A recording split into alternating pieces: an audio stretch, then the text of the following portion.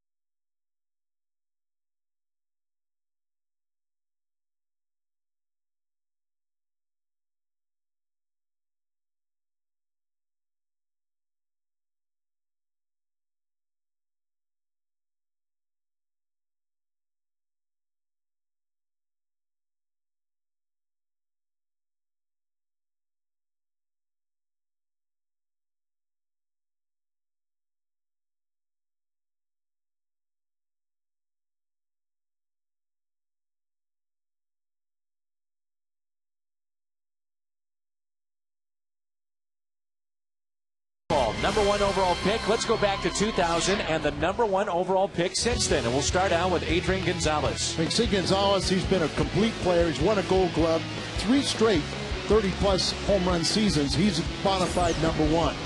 Look at Minnesota, what they did with Joe Mauer. No argument here. Leading the major leagues with that 373 average, he's the real deal. Now you look at guys and you understand why Pittsburgh has lost so many games, 17 straight losing seasons. When you draft somebody like Bullington as number 1 in the country, you're going to lose. Tampa Bay, Delman Young, still the jury's out. He's in the major leagues, still being productive, and we'll see how good he is over the course of his career. How about San Diego? Matt Bush. They did all right with Adrian Gonzalez, but Matt Bush, out of baseball, he was number 1 pick in 04. Not a good experience. And you think of Justin Upton. This guy is got so much talent. He's still very young, in his early 20s, and hitting very well at the major league level. Kansas City, Povichuk. They got this guy. He's got a big plus arm, still trying to learn at the major league level. And David Price. Most people would tell you this guy's going to have a brilliant career. It's still a learning experience when you get to the big leagues so quickly. When I look at Tim Beckham, look at that arm angle. I don't like the way he throws at all. He's still an A-ball, but he's got a lot to learn. He looks like an injury waiting to happen with that throwing the arm. And, of course, Strasburg, most people say he's the best pick in many, many years.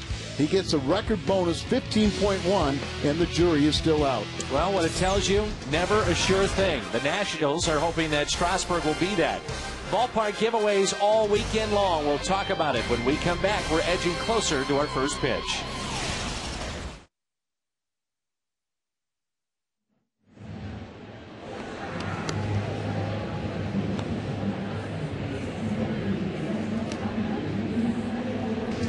Busy weekend of giveaways here at Busch Stadium tonight. It's the Cardinals Ritz Bottle Giveaway. Don't forget about tomorrow night.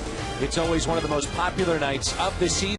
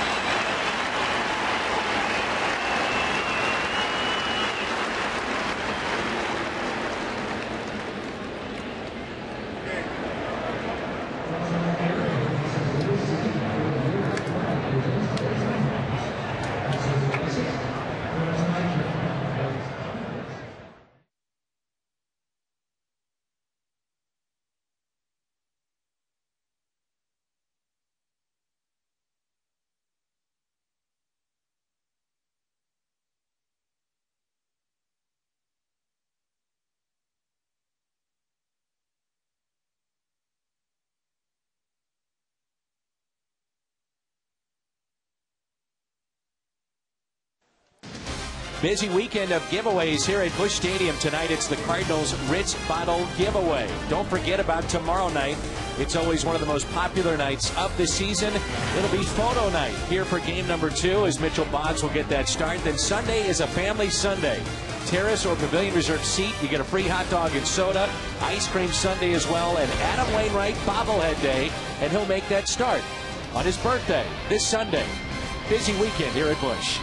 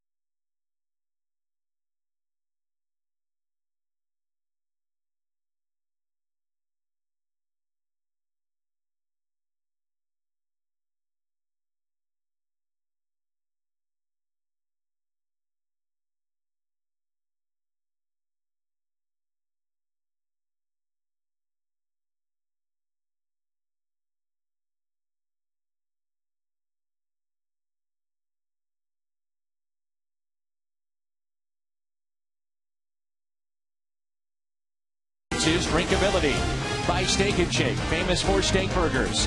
By Auto Tire, for the lowest prices in town, we shop the competitors so you don't have to. By Chevy, see your Mid-America Chevy dealers or shop and compare at stlchevy.com. And by the State of Missouri Tobacco Quit Line, call 1-800-QUIT-NOW. John Smoltz taking his warm-up tosses for the ball game here tonight. And about 3 or 4 minutes ago, the walk from the bullpen to the dugout and a standing ovation. I can't remember any time we've seen a starter get this in St. Louis.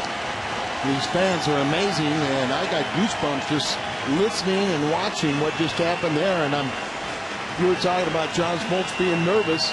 This veteran, this crowd will make him a little more nervous with that ovation. I'm sure that was a pleasant surprise. A couple times he acknowledged the crowd on that walk from the bullpen to the dugout. Only time I remember ever seeing that was at Shea Stadium and Pedro Martinez. We were doing a game and Pedro would get a start. They would give him a standing ovation as he was coming in from the bullpen, but I don't remember that for a St. Louis Cardinals starter. Neat moment here at the ballpark.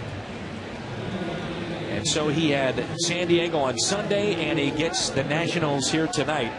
It's been a struggle, obviously, with Washington this year. They're 46-82, and the Cardinals at 74-55. Willie Harris, the center fielder, batting from the left side, will lead it off, and this will be our Domino's first pitch of the game.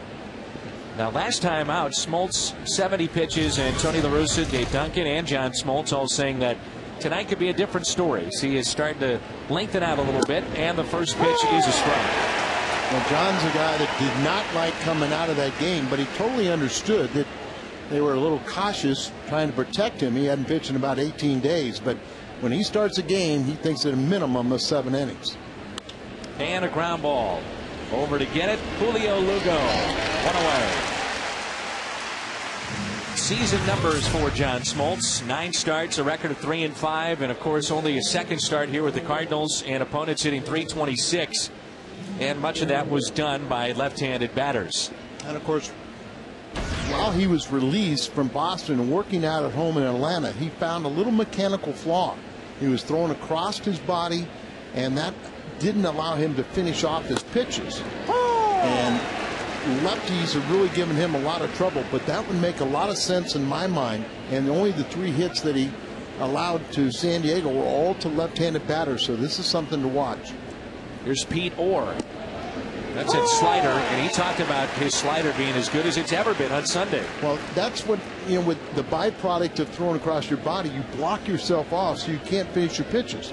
If you're out in front in proper fashion, then you have the life at the end of your pitches, whether it's the slider or the splitter that you just threw. And of course, Pete Orr just called up today as Nigel Morgan is out for the year. He broke a bone in his hand, sliding head first. And Orr and Smoltz were teammates in Atlanta. And a base hit on a pitch that looked to be up. And Orr reaches with a 1-2 pitch from Smoltz and a base hit into right field.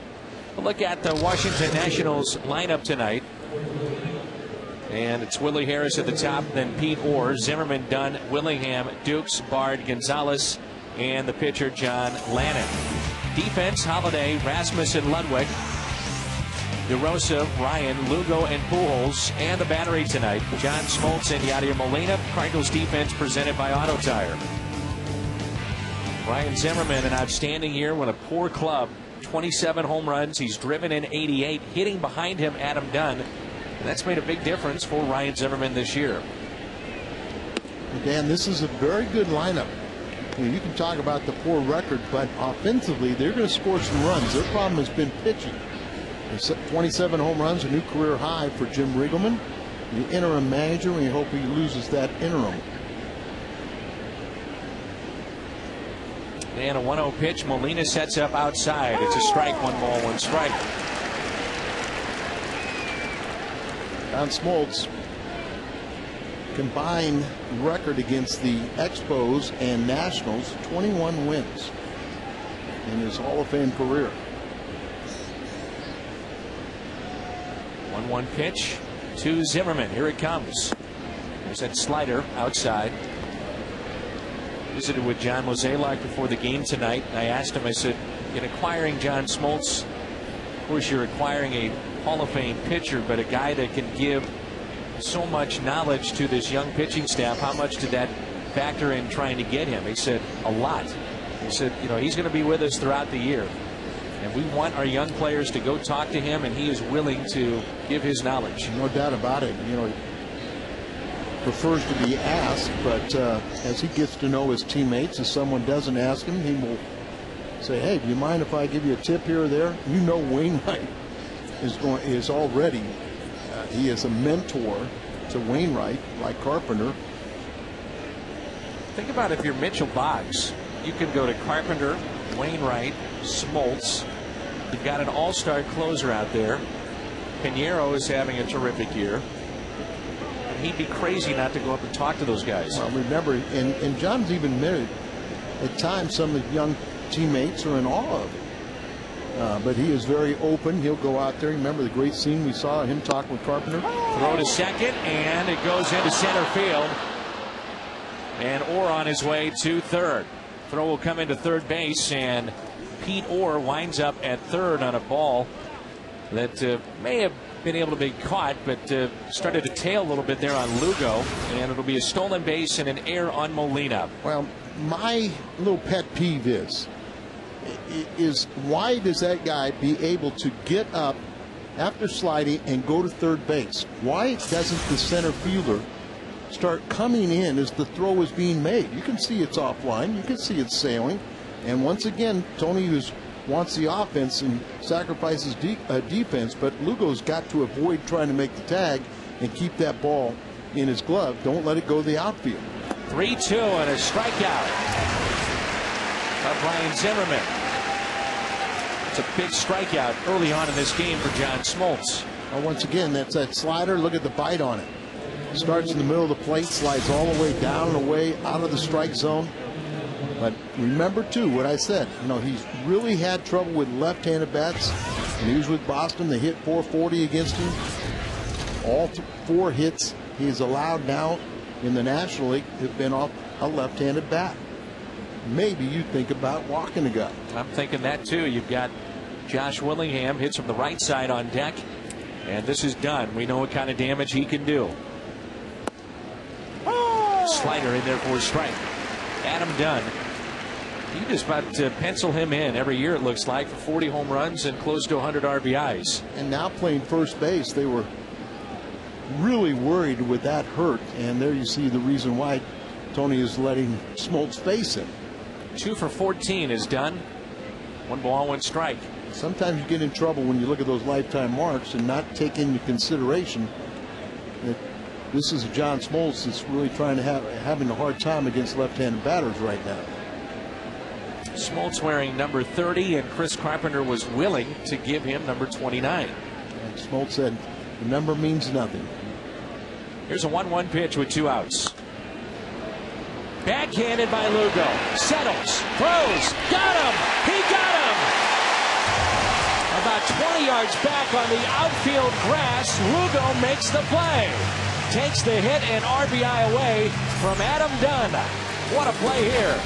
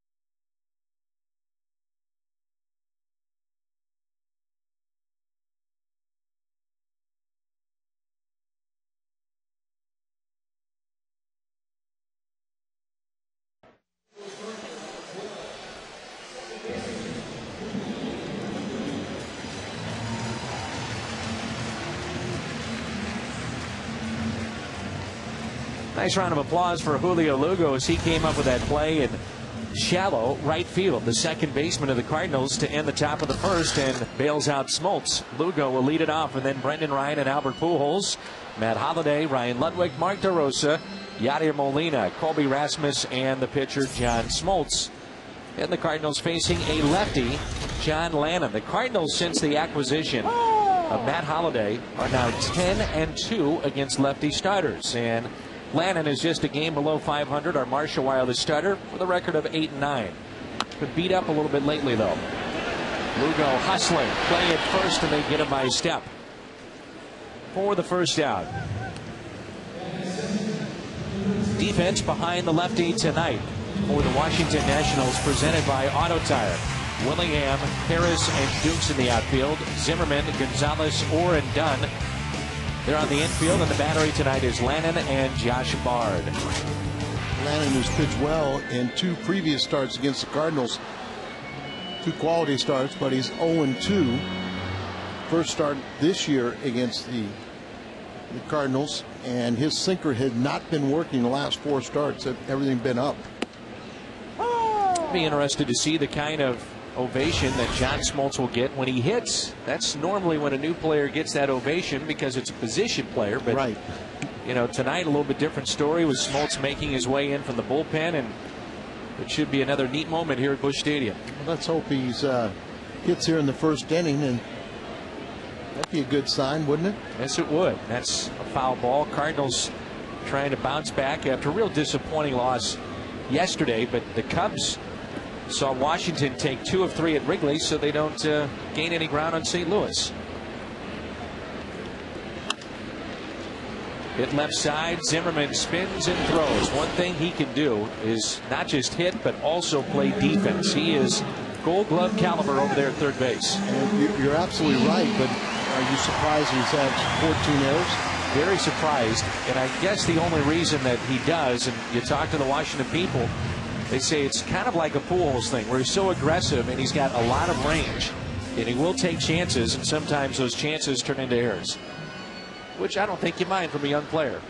Well, he is an exceptional player and the best player on their team.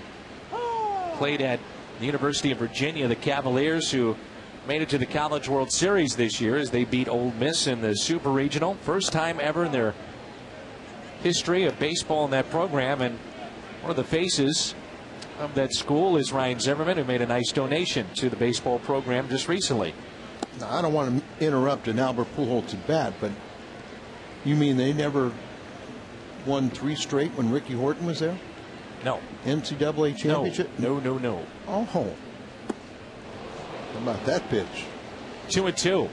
Pujols way out in front. Ricky very proud of his alma mater, though. As he should be. Yes. 2 balls, 2 strikes here on Pujols. They want to go inside, and Pujols hits it slowly back to Lannon. He'll step and throw, and the Cardinals go quietly here at the bottom of the first. After 1, here in St. Louis, there's no score.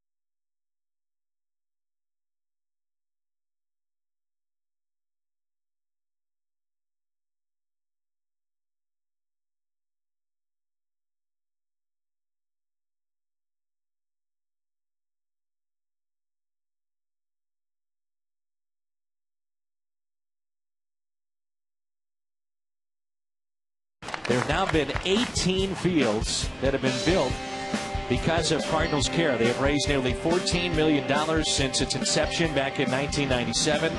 And that goes right back to the kids in the community, 100% of that money. And one of the things that they do, even if it is in some of the fields are in poor neighborhoods and some aren't, but what they do is the Cardinals also chip in money every year to make sure that the fields are kept up. So any of those fields you go to are very, very nice, and that was Bob Gibson Field. Now, he was not there with us this morning at 9 a.m., but pitching in, Lou Brock. And Lou was very gracious with his wife, Jackie, to be there, and both took part in a real neat ceremony. So congratulations to Michael Hall and the folks of Cardinals Care with another field. And apparently number 19 is right around the corner, too, with another Hall of Famer. Anytime I see, that unveiling like that, I think about a story that Joe Fleming told me, my good buddy. He went to a little town in Kentucky where Don Gullett's from. And they had a big deal. It was Don Gullett Day, the band's playing, everything. They had a bust on Don Gullett. They had a sheet over it. And when they went to unveil it, the bust fell off the pedestal. Well, I was getting a little worried. I was emceeing it today, and at the podium, it started to get a little windy and rainy, and I'm thinking, this thing's going to fall over any time if I let go of it. But we also did it right in front of the mound, and the mound was pretty slick. I was afraid somebody was going to slip out there. But everything went as planned. It was a real neat day. 2-1 pitch is hit in the air out to right. Ludwig initially didn't see it. Now he does, and he'll make the catch. If you're traveling and can't catch the Cardinals TV broadcast, catch all the action on your computer at MLB.tv. Over 100 live out-of-market games per week. For complete details, visit STLCardinals.com, where baseball is always on. Fred Hanser was out there, Bill DeWitt, Cardinals president, Tony La Russa, and the Hall of Famer, Lou Brock. Up the middle, but positioned perfectly. Lugo, a broken bat, and Elijah Dukes is out number 2. Now you wonder if that first inning, if now the nerves will calm down a little bit for John Smoltz and really can just start to relax and have a little fun out there. Well, you still have what they call fire in the belly. Almost every time you take the mound, you do have a little bit of butterflies, a little bit of nervousness, but once the game starts, you usually, you put that aside and you just focus on what your job is. We did have a little bit of a drizzle right before the game, and infield was a little slick. Dirt on the cleats of Smoltz. 2 outs and nobody on, and that pitch is a strike on the outside corner to Bard. Bard's a switch hitter, and he's signed with the Nationals after going to spring training with Boston. Boston doesn't have a lot of patience, do they? Not at all. Brad Penny, the latest. Yes. He's out of there, too. A little slider that time, and that one at 77. Now, a couple of those breaking pitches have been around 84, 85, and Smoltz has hit 92, 93 on the gun with the fastball. Remember, he has a split finger pitch. He's going to be down and see. That probably was it there. I mean, think about what he accomplished on Sunday, which had not been done in the Cardinals' history. He strikes out 9 in the game, but 7 in a row. 7 in a row. Back in the 50s, right? It's amazing. 1-2 the count. That's after an 18-day layoff. Molina wants it outside, gets it there, but doesn't get the call, and it's 2-2. Cardinals, I know some of the fan base was asking the question yesterday, why did they pull Carpenter? And after the game, Carpenter even said, I wasn't quite where I need to be, but 98 pitches, he was lifted in the game, and everything's set up for the Cardinals to win it, just couldn't quite execute at the very end. Yeah, and we talked about during the telecast that Carpenter, was not having his typical stuff. He let a few calls kind of get under his skin.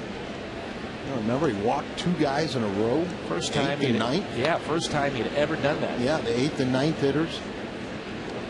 And so he just wasn't quite as sharp as normal. And usually you turn it over to Kyle McClellan, and he was going to be allowed to get a 5-out save, but it just wasn't to be, and made it a little easier with the Cubs losing. And a swing and a miss, a strikeout at number 2 on the night for John Smoltz. Holiday leads it off when we come back.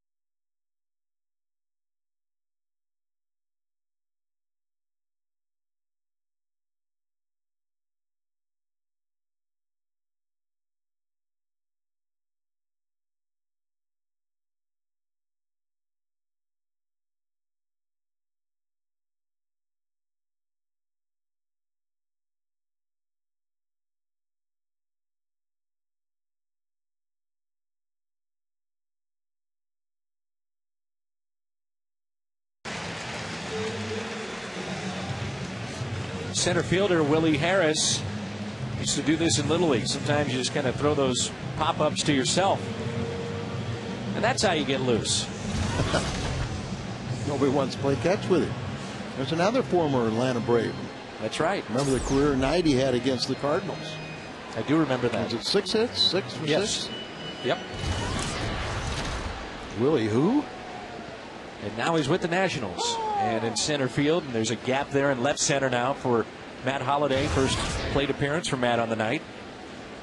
Eddie Sutton is in the house. Former Kentucky and Oklahoma State coach. Holliday inside that third base line, and Holliday is digging for 2. Boy, he just takes that vicious rip. He homered first time up yesterday. He decides to let it rip. I mean, he lets it go. And of course, Holliday, Oklahoma State, his dad was a coach there. I'm sure he's got a history with Eddie Sutton. And I'll explain that a little bit, but let's watch this vicious cut. Lifts that leg to keep his weight back, puts it down, and then that bat explodes through the zone. Hits that double, the one-handed follow-through. Exmo Cam brought to you by Hot Shots, 1 block south to the ballpark on Broadway. And so Eddie Sutton now. Yeah, well, Eddie, said he's known Matt Holliday for a long, long time. Talked to his father today. His father now is at NC State. He's the baseball coach there, and Eddie Sutton said Coach Holliday said, my son absolutely loves it in St. Louis. I bet. That's what he told me. I mean, he's been raving about the experience he's had here. And I mentioned before that I talked to John Mozeliak today. And one of the questions I asked him was about, when do you start to approach DeRosa, Holliday, Smoltz, if you want to keep him around? And he said, we're now getting into that time where, Holliday, like McGuire, like in Edmonds, there's Whitey Herzog, but we wanted them to experience this atmosphere here in St. Louis, take it in for a little bit, not put pressure on them, but then at some point you do have to start thinking about the club and saying, okay, where are you at? This is what we're thinking, and let's get some dialogue going back and forth. Well, this Cardinal Nation, this environment that you play on a nightly basis, and sure doesn't hurt that, are they 22-9 since he's joined the ball club on July 24th. Winning is a great selling point. His teammates, the clubhouse, everything about this environment he's fallen in love with. 2-2 pitch. This is in. 3-2 on Ludwig. Dan, it probably was a great help for the Cardinals in trying to sign him by his experience in Oakland. You know, just going to another place and seeing what it's like not winning and being interjected back into a pennant race. This is slicing down the right field line and out of play. And you know, Matt even talked about that. He said, no disrespect to Oakland. He said, but it's not what you have here. Sea of red, 40,000 fans. He said any major league city is a great city to play in because you're in the major leagues. But there are some that are just head and shoulders above the rest, and he puts St. Louis right in that category. And if you think about it, remember when he came in as a visiting Rocky, he just tore up Cardinal pitching, you know, every place, but especially in this ballpark. He hit near 500, and so he just gets to do it against different pitchers. Well, he said when asked about, but I asked him, I said, you know, has it been something that has stood out for you, this atmosphere? And we were talking about a week ago about it. He said, yes and no. He said, when you're playing with the Cardinals and you're part of the home team, that's one thing. He said, but because I remember numerous occasions, we come in the middle of the week, in the middle of the summer, and there's 40,000 people when he was with the Rockies.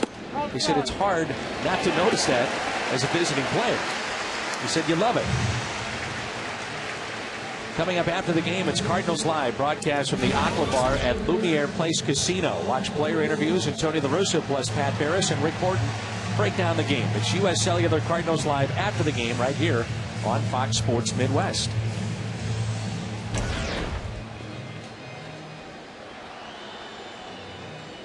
First walk allowed by Lannon. And here is Mark DeRosa. DeRosa, base hit into left field. Holiday is held up. Throw comes in from Willingham, and the bases are loaded. Nobody out. Slowly, Yadier Molina. Slowly, DeRosa is starting to really pick up the pace. As Mark 4 for his last 8, and you see Holiday thinking about scoring, but held up by Oquendo.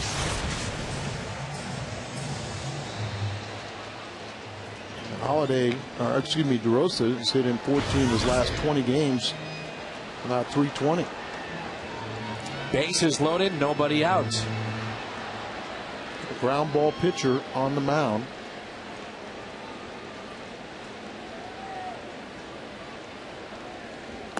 And that pitch taken a little bit low. Early in this game, Holiday, Ludwig, DeRosa all aboard, and Jose Oquendo holding up Holiday. Chance for Molina. 2 balls and no strikes. I was watching Holiday make the turn around first to second, and I wonder if this also factored in the equation for Jose Oquendo. I mentioned the rain before, and they put a lot of that drying agent down. Holiday did not look real comfortable running. I mean, it looked like it was a tough footing out there as he was trying to go into second base. It may have factored into the equation. Sure. 2-0 pitch. Well, the Cardinals have been having trouble scoring runs. They're 7-3 in their last 10 games, but only .220 batting average. Not a lot of in those last 10, only 19 extra base hits, so you don't want to run into an out at home plate. And Yadi, one of the more better guys that you like as an RBI man. Molina, a little chopper to second, or rather short, and that's a double play, but a run will score. They step on the bag at second. Holiday scores. The Cardinals were 4 for 27 with runners in scoring position in this series against Houston. And amazingly enough, the Cardinals were just 1 or maybe 2 hits away from a series sweep, especially in yesterday's later innings. In the 7th, Molina on second, 1 out, stranded. 8th, Pujols on second, 1 out. He was stranded. In the 9th, DeRosa on second, 1 out, and he was stranded. So the Cardinals certainly had their chances to bust that game open. Back to Lannon. And Rasmus, retired, is done. Steps on the bag. Cardinals score first, though. It's 1-0.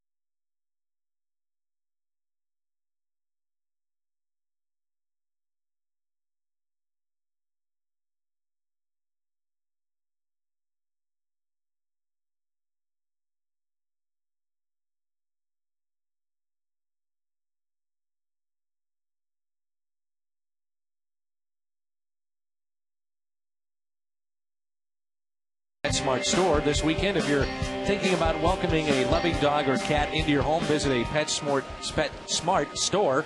And for more information about Purina Pro Plan support for adoptable pets, visit PetSmartCharities.org. There's Heidi, and here's Jim. He's with us in the booth. That's a beautiful Irish setter. Someone should pick her up. I was going to say, that one won't last long. Yeah, I agree. The cat and the dog. And you play nice, don't you? I do.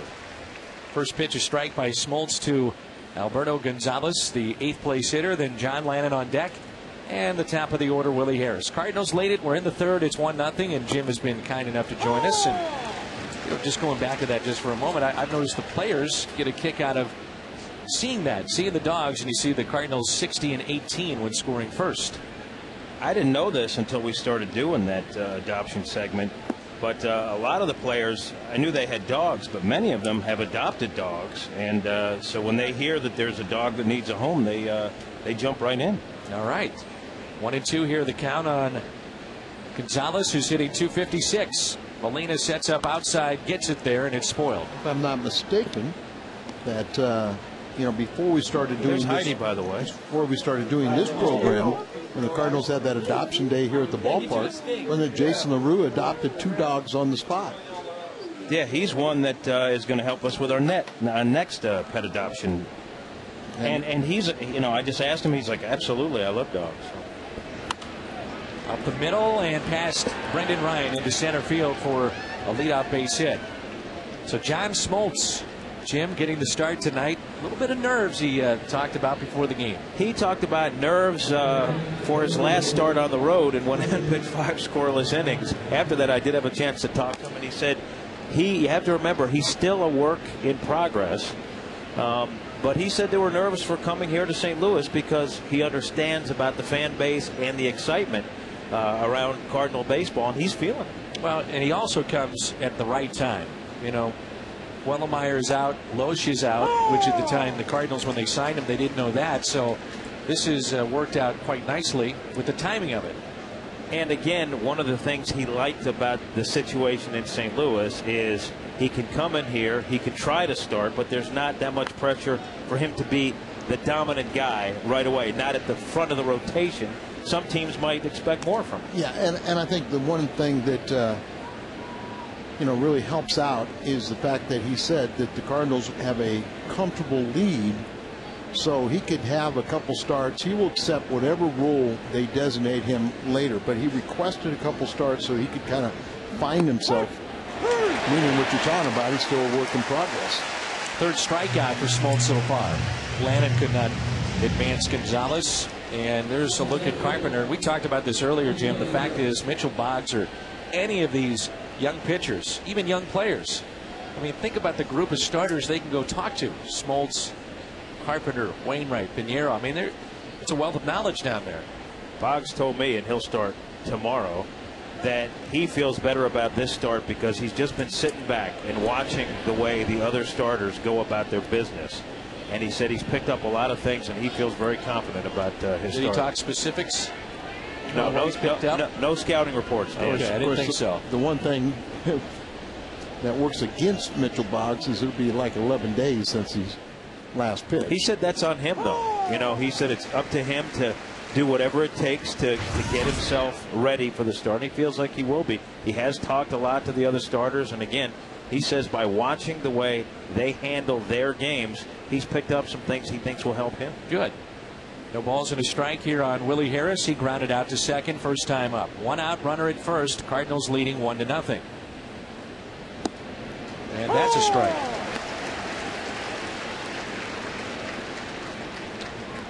Now, you always talk about Gibson and McCarver. Well, tonight it's Molina and Smoltz, and those two have not seen themselves disagreeing on what he's putting down to call. I think that's just the preparation.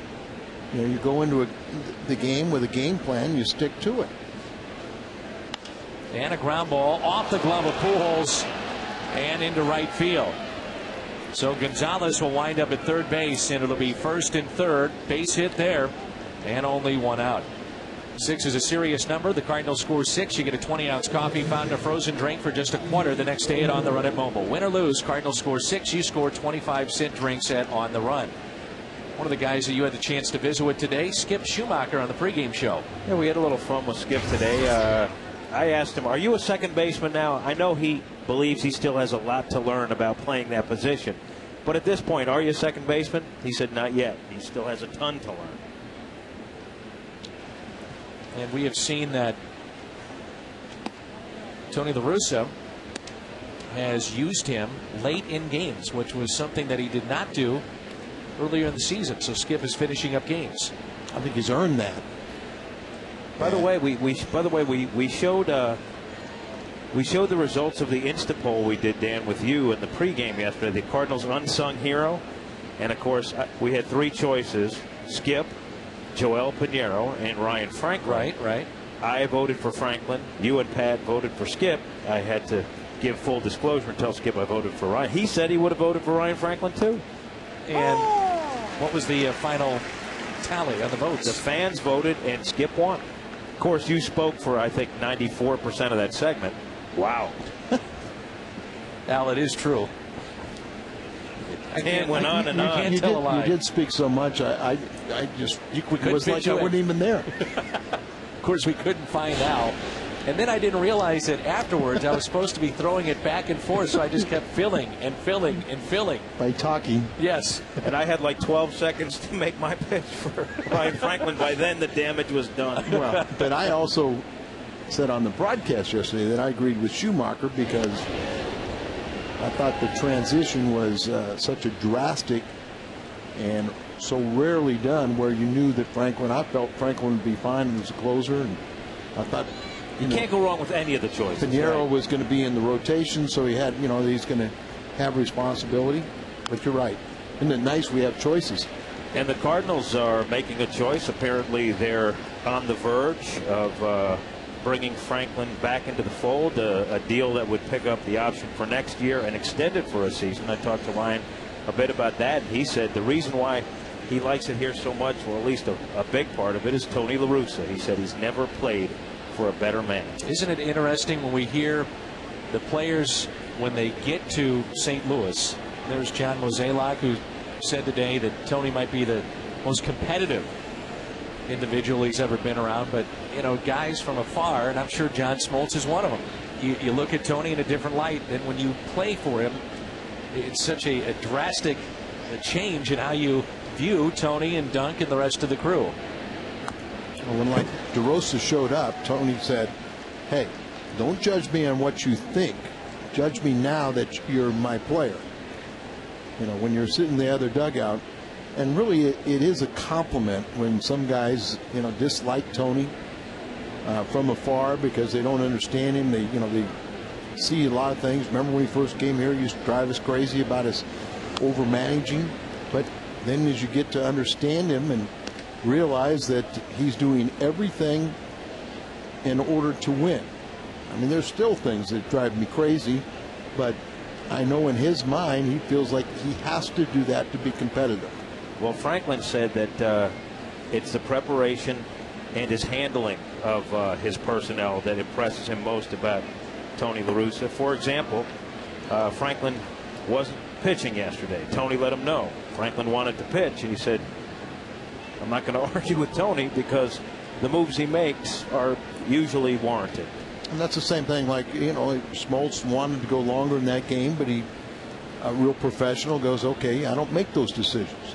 Carpenter says the same thing. I'm going to go as long and as hard as I can, but when they take the ball away from me, I don't think twice about it. 2-2 is hit into right. The catch is made by Ludwig. A run will score, and we're tied up at 1-1. So the RBI for Orr, who has made a quick impression here. First game back with a stolen base, a single, and now an RBI here in his first 3 innings with the Nationals. You talk about a guy adapting, though. Schumacher's done it this season by moving to second. But you remember when Ryan Franklin came to the Cardinals, he wanted a spot in that starting rotation. That's right. In fact, he was upset because he felt the Cardinals didn't give him enough of a look. I said, based on your feeling at that time, would you have believed that you are where you are now in terms of being the all-star closer? And he said he never would have believed it. And is happy. Swing and a miss there by Zimmerman. Well, if you think about it down the road, what happens with John Smoltz, meaning in 09? We're about a month away from postseason play. And at that point in time, the Cardinals probably will have the luxury, if everything goes to form, that either they could keep Smoltz in this rotation or move him to the bullpen and let him probably settle into that role for a week or 10 days. They will say, even John Mozeliak will say, well, at some point, Smoltz may be in the bullpen because they don't want to say, we're going to the plate. And he got him. John Smoltz. We're going to hear the reaction that he'll get when he comes to the plate when we come back.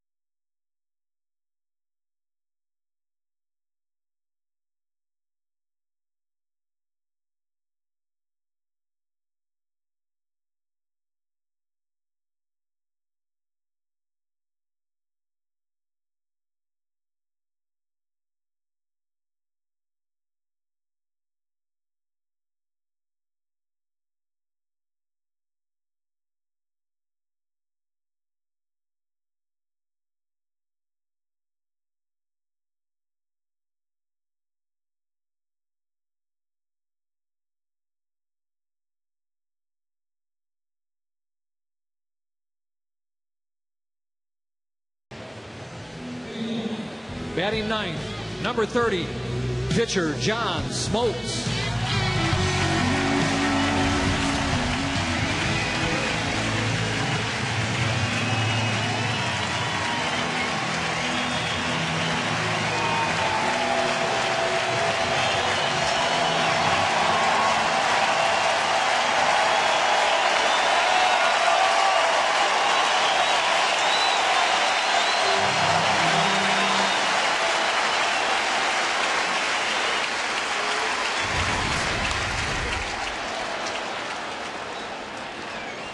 Good as it gets, isn't it? Good as it gets, and of course, his fans may not realize, but this is a terrific athlete, and he can help himself with the bat too. I think they saw some of that athleticism when he was running in San Diego, and how well he was running around the bases.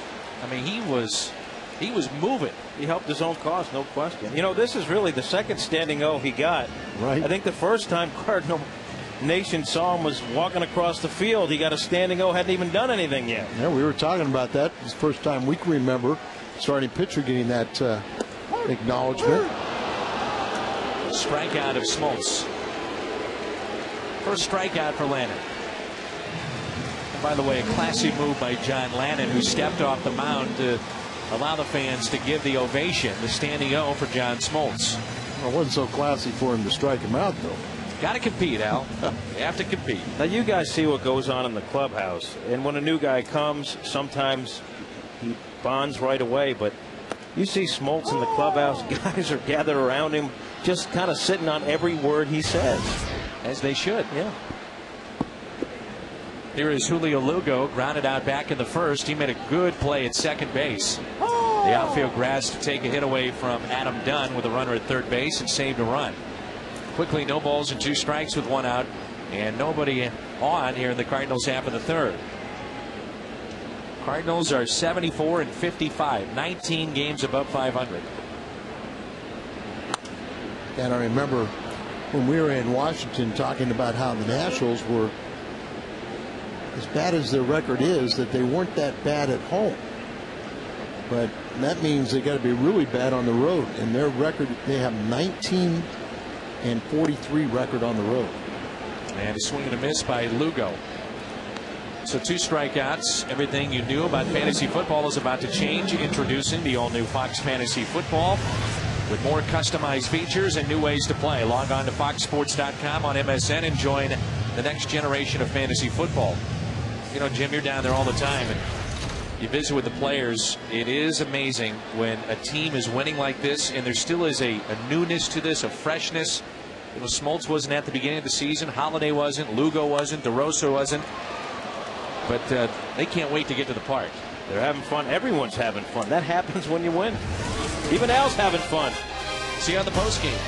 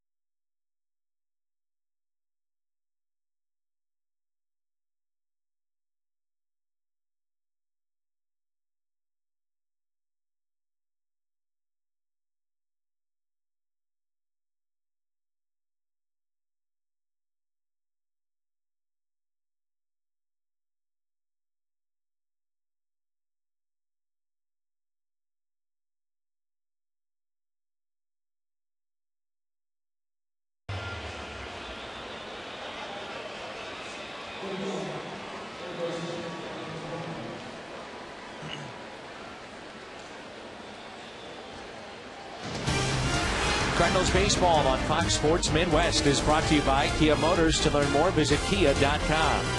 And by the Casino Queen Hotel and Casino, home of the loosest slots.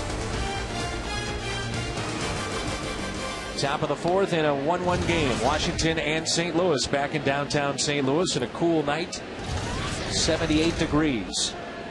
And Smoltz back to work. Zimmerman was left standing last inning after Molina gunned down Willie Harris, caught him stealing for the 3rd and final out. Not used to seeing early in a ball game 2 steal attempts against Yadier Molina.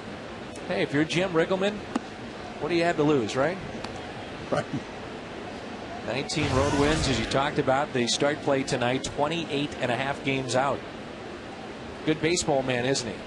Yes, he is, and I'm very happy for him back in, in the manager's chair. And he left St. Louis, and a lot of people speculated that maybe he thought he was in line if Tony didn't re-sign this last time. And he told me, he goes, no, I turned down one big league job, and he was running the Cardinals minor league system. And I felt like, and then he had another big league job to go to Seattle, and he said, I felt like if I turned that one down, I'd never get another shot. So he went up to Seattle, and things have all worked out as he started as the bench coach for Manny Acta this year. And when Manny was let go, Jim was the interim manager. 3-1 pitch, missed, and a leadoff walk.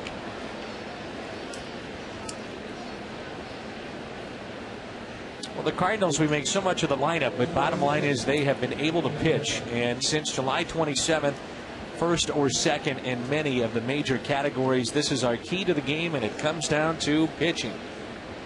We always talk about it sets the tone for a ball game, and without pitching, you just cannot win. You just can't outslug enough teams to do it. Here is Dunn. The shift is on, and it's pulled foul.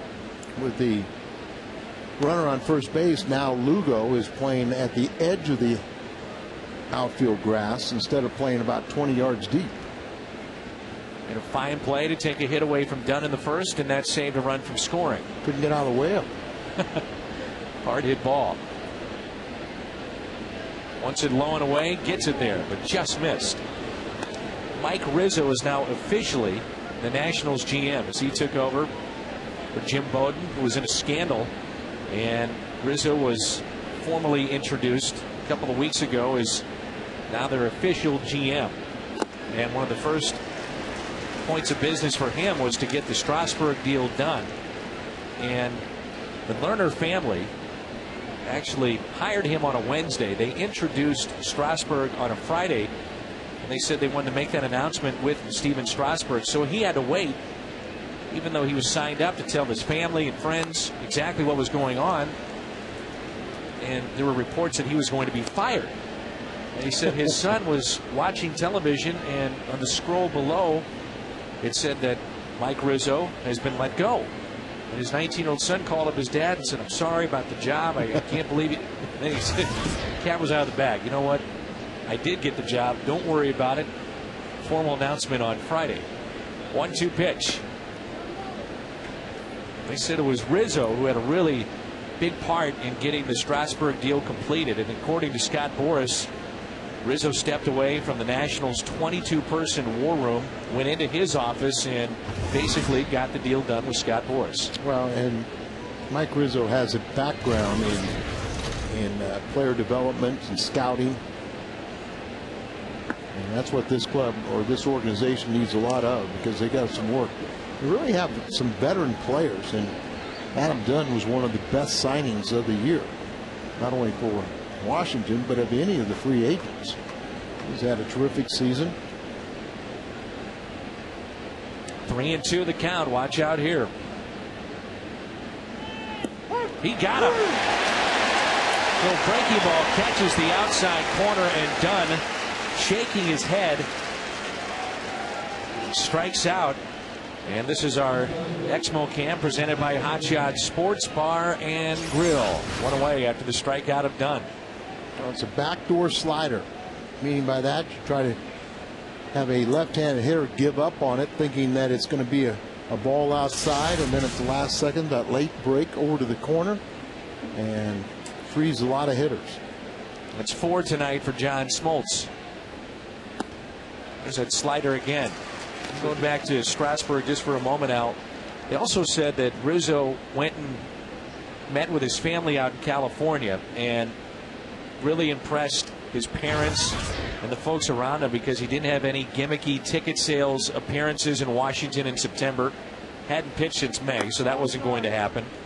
And he also said, "I have a throwing program leading up to the Instructional League."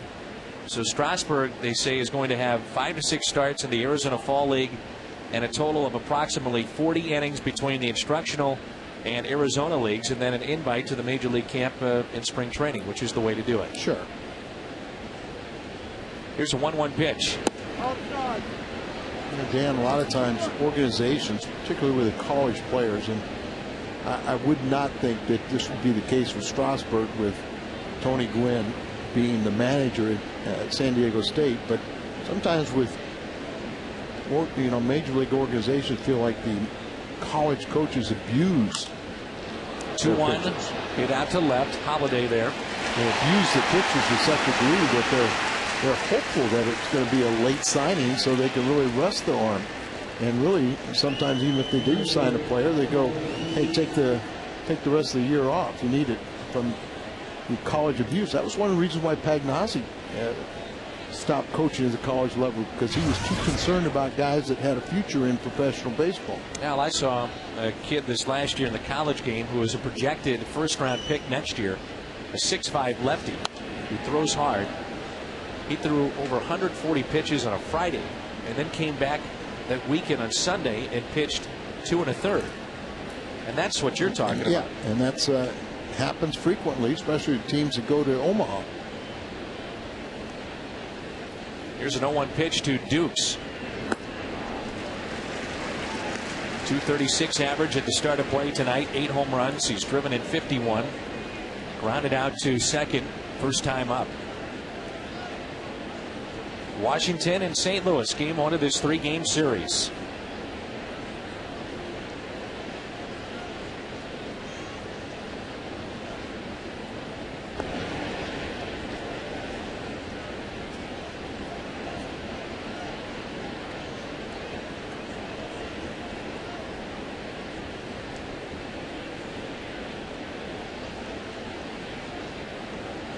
Short lead at first by Zimmerman. In the dirt, trying to get him to chase again. Cincinnati leading the Dodgers 4-0. That's in the bottom of the 6th. Milwaukee, we'll see them on Tuesday. They lead Pittsburgh 6-4 in the bottom of the 3rd. Talk about this Nashville's offense. They've scored more runs than the Cardinals in one fewer game. And that's off the glove of Brendan Ryan. No need to throw. The pick there by Pujols. Little things Ryan needs to learn is how to play under control. I mean, there are plays like that. You mentioned it's totally unnecessary. Once you have the bobble, don't complicate it. You're totally off balance. Albert does a nice job to vacate the bag, go out there and catch that ball. But you know, he played so good defensively. And there are going to be times that balls will get through him. It's a base hit, but don't complicate things by trying to play out of control. And now you get a left-handed hitter in Bard. And Bard struck out back in the 2nd inning. Smoltz tonight has struck out 4. He has walked 1. And the Nationals have 4 base hits.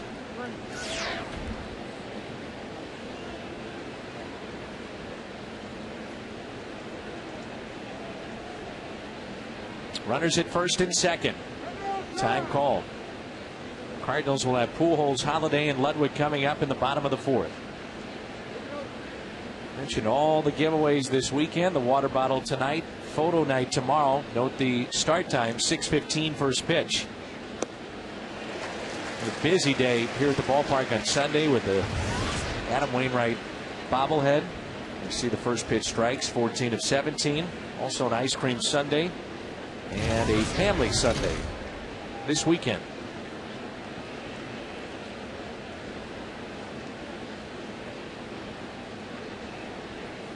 Oh, 2. And a ground ball hit to Pujols. Smoltz over the cover, steps on the bag. Nationals strand 2. Big bats coming up for St. Louis in a 1-1 game.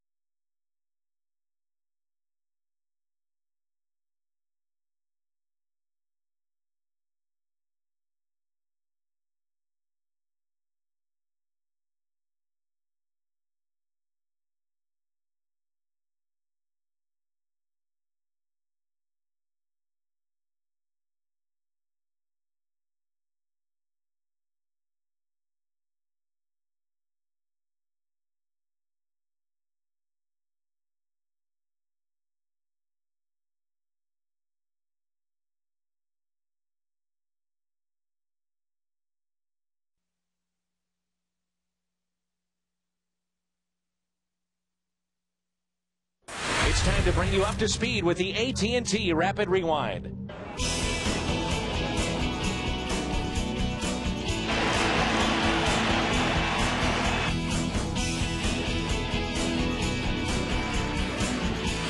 AT&T, the nation's fastest 3G network. AT&T, your world delivered. Tied up 1-1. Here's Pujols. Takes a ball low and away. Cardinals started this series against Houston with a 1-0 win. Adam Wainwright 8 innings, and Pujols had the only RBI that night. 15th win, nationally leading 15th win for Wainwright. Pinheiro would take game 2. And again, it's back to Lannon. Off the bat of Pujols. He's 0 for 2. Second time he's done that tonight. Lannon is, prior to tonight, had been struggling the last 4 games trying to get his sinker down. Look at where Josh Bard, the catcher, puts that glove. And right down there, and Albert hits it right off the end of the bat. A little tapper back to the mound. And I want to send big get well wishes to a big Cardinal fan, Ken Burstman. He's watched this game at Barnes Hospital. Ken, get well and get back out to the ballpark. Holiday retired quickly, 2 outs. North Stars making this Sunday extra special ice cream Sundays beginning 2 hours prior to the game in the Ford Plaza. And join us for music, fun, games, and don't forget about the free ice cream while supplies last. North Star Ice Cream Sundays. Tom Hankey was signing autographs in the Ford Plaza tonight. Saw you visiting with him. Yep. Good guy, and his golf tournament same day as yours, October 12th. Now I'm reminding you again, Dan, so you'll know. Thank you, Al. Okay. Tom Hankey's is in Jeff City, and yours is at Norwood Hills. Yeah, we're gonna sell it out again. Been able to raise over $1 million with that golf tournament and the fundraiser afterwards. Very proud of it, and all goes to the Special Education Foundation. We have a lot of fun. 4 straight, Ludwig walks. And it brings in Mark DeRosa. Second time that Ryan has walked. And Sunday afternoon, catch the women's professional soccer all-star game live from the Anheuser-Busch Soccer Park in Fenton. Hope Solo will be there. And the stars of women's professional soccer Sunday at 4:30 on Fox Sports Midwest.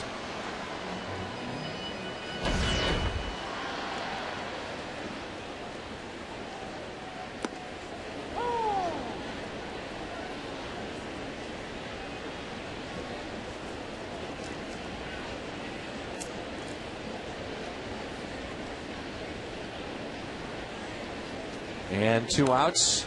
DeRosa fouls it back.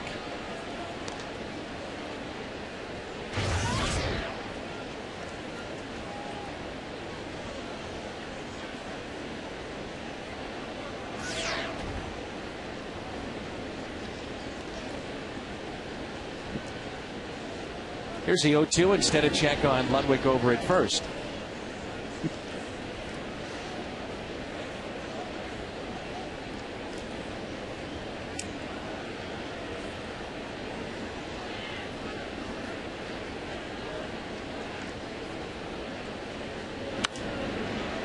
In the air to shallow right field, and making the catch, Dukes. 1-1 after 4.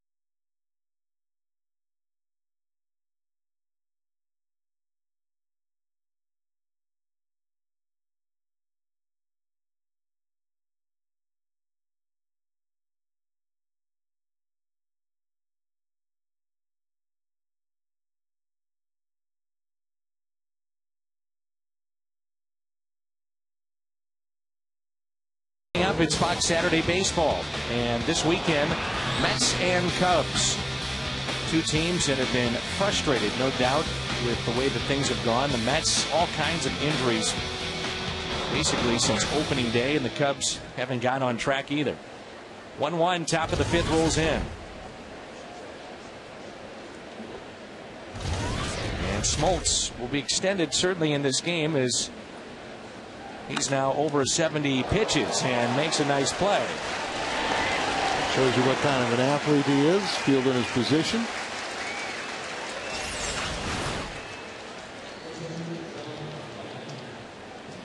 Puts himself in a pretty good fielding position, but that ball hit hard. You know, you're kind of charging that ball right back at you. You're about 55 feet away.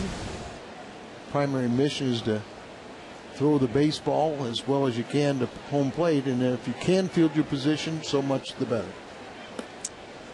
Smoltz could have a quick inning here with the pitcher Lannon, and after that one pitch and an out, Lannon tried to sacrifice back in the third inning and was called out on strikes. And that's the way you look at it. You know, you really try to dissect the innings, and also, you know, the part of the order. You know, they're going to give you some trouble. You try to keep the top of the order off base, but you have to absolutely dominate against the lower third. That's your breathing room. And a swing and a miss, and Smoltz picks up strikeout number 5. Attention high school students and guidance counselors, the Cardinals are hosting the 5th annual Career Day, September 16th against Florida. Now, prior to that game, it's an afternoon game. There'll be a program in the morning featuring Cardinals executives. John Mozeliak will be there. Andy Bennis will be there.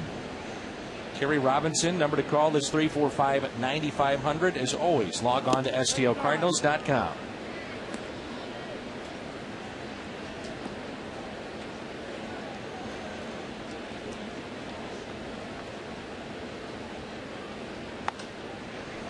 In the air, out to right, backing up a bit, Ludwig to make the catch. Midway through 5. Only 6 pitches for Smoltz in that inning, and it's 1-1.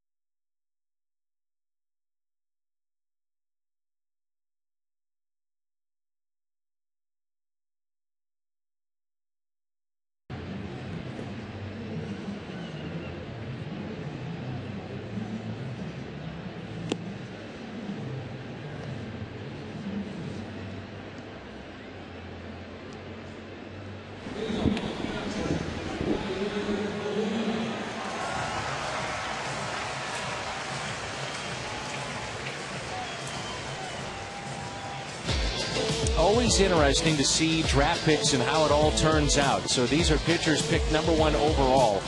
And the latest, Steven Strasburg, who knows? David Price, jury's still out as we talked about. But Hochevar has been really a disappointment. 8 games under 500. Bullington, what? Matt Anderson, Detroit. Chris Benson was in there, as well as Paul Wilson by the Mets. And it was Paul Wilson who was with Pulsifer and Isringhausen, you might remember. Right. And Brian Taylor, he was the next great thing for the Yankees in '91. Ben McDonald, who I found it very interesting to hear his comments as Molina is the first hitter here in the bottom of the 5th. It was the media that was really going to Ben McDonald, it seemed like, more than anybody else, to talk about what Steven Strasburg is going through.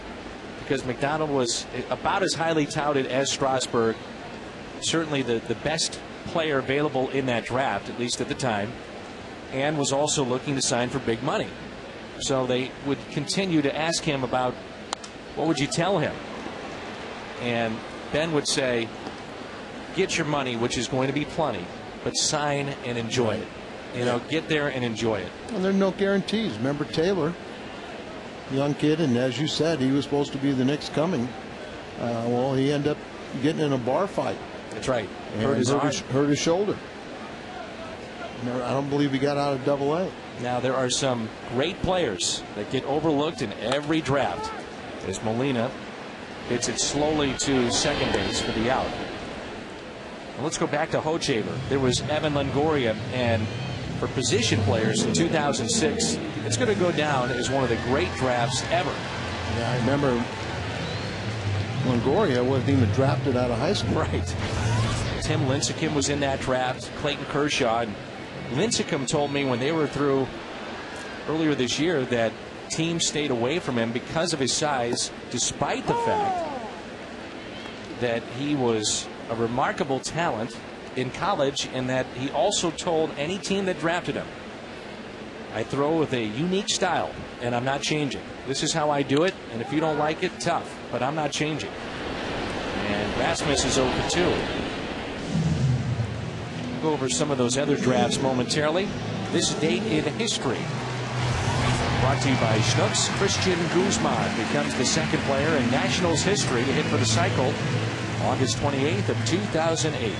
And Guzman was in the first lineup that we were presented today, but he has a bunion problem. Here is Smoltz. Hits it in the air to center. That will carry back and stay in the ballpark. Caught on the track. Smoltz is 0-2. It's a 1-1 game as we head to the sixth.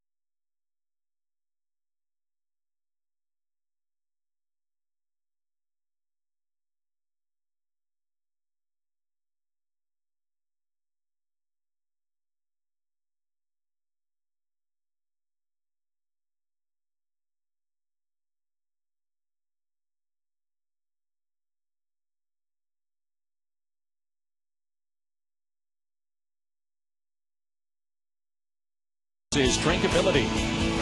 Mitchell Boggs will make his 8th start for the team tomorrow and his 9th appearance this season. Last start for the Cardinals was back on the 18th. You might remember at Dodger Stadium, a 7-3 loss. He only lasted 4 innings in that ballgame.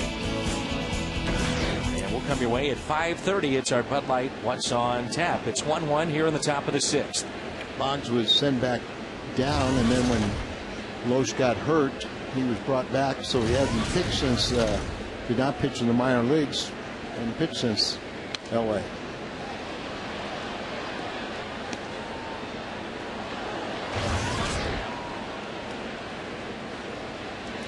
Or playing shortstop today, but down at AAA, he was playing third base because they have a young phenom shortstop.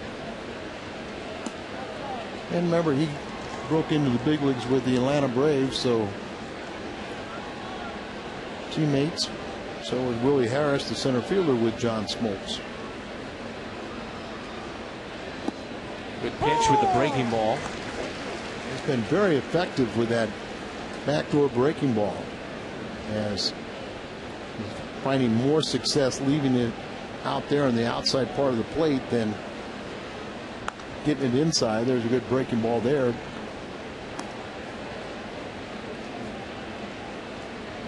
John told me when he was working out at Georgia Tech and before the Cardinals signed him, he found a little mechanical flaw where he was just kind of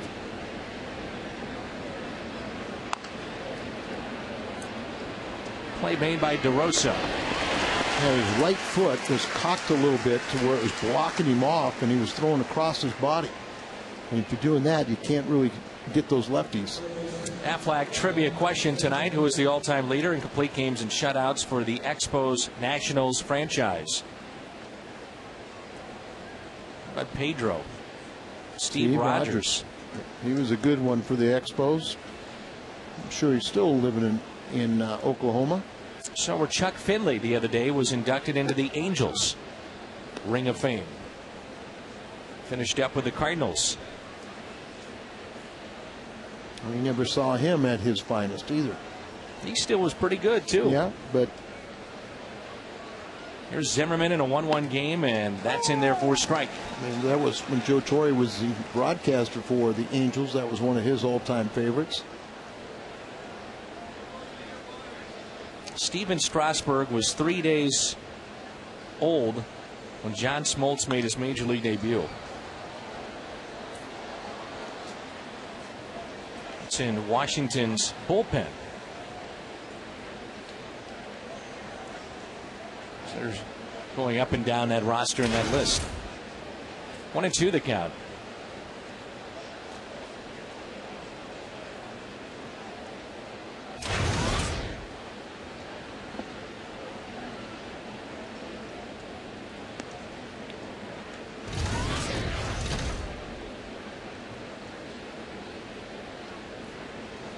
Two and two.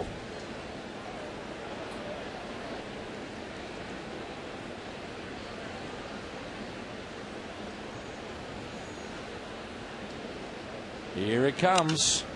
Off the end of the bat, Brendan Ryan with it. Up and throws. You saw some of the circles on that scorecard to signify, I believe, who made the last out of the inning. So you have an idea of where to go. Am I right or am I wrong? Yes, you are. Right. That's very good. Yeah, you are right. Because I wasn't sure what they meant. Now, I've talked to some guys that say that they do keep like that, a lineup card, knowing who's coming up and where to go, but each guy will put little notes by it too, so that afterwards, and it'll be a much bigger page, they'll collectively go over the notes of what they all saw. Hey, this is how we should pitch to this guy. I remember you see the white out there. Yeah, as Orr was replaced Guzman. So you still got him down on the extra, or that should be Guzman, a switch hitter down there. Remember, Dunn did not like call third strike last time, and really a gutsy pitch by Smoltz after he had walked Zimmerman in the fourth. He went 3-2 on Dunn and then backdoored that breaking ball to get him out on strikes. Dunn reaches for it, corks it down the right field line, but foul. Well, we've talked about how left-handed batters have really had their way with John Smoltz, and a little bit the way he was blocking himself out with his mechanics. You know, you don't allow yourself to get that pitch in on him. So maybe they've kind of abandoned the breaking ball coming all the way in, tying up a left-hander and just using the outer portion, the backdoor slider. Like that, little check swing, and did not go. Smoltz, you could see he really wanted that.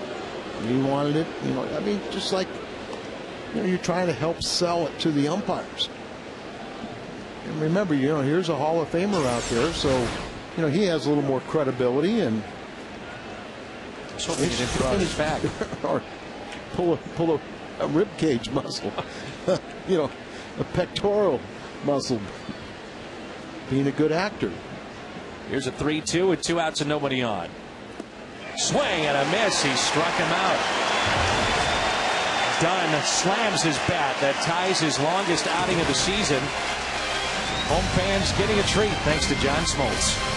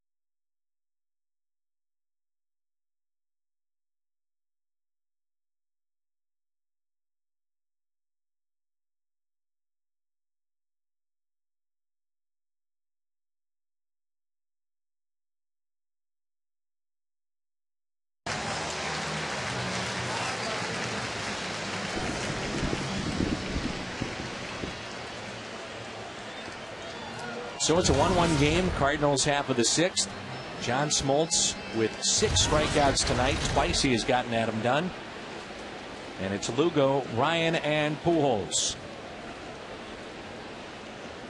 That could be a possibility that he is through for the night as Hawksworth is starting to throw. There you see that slider grip.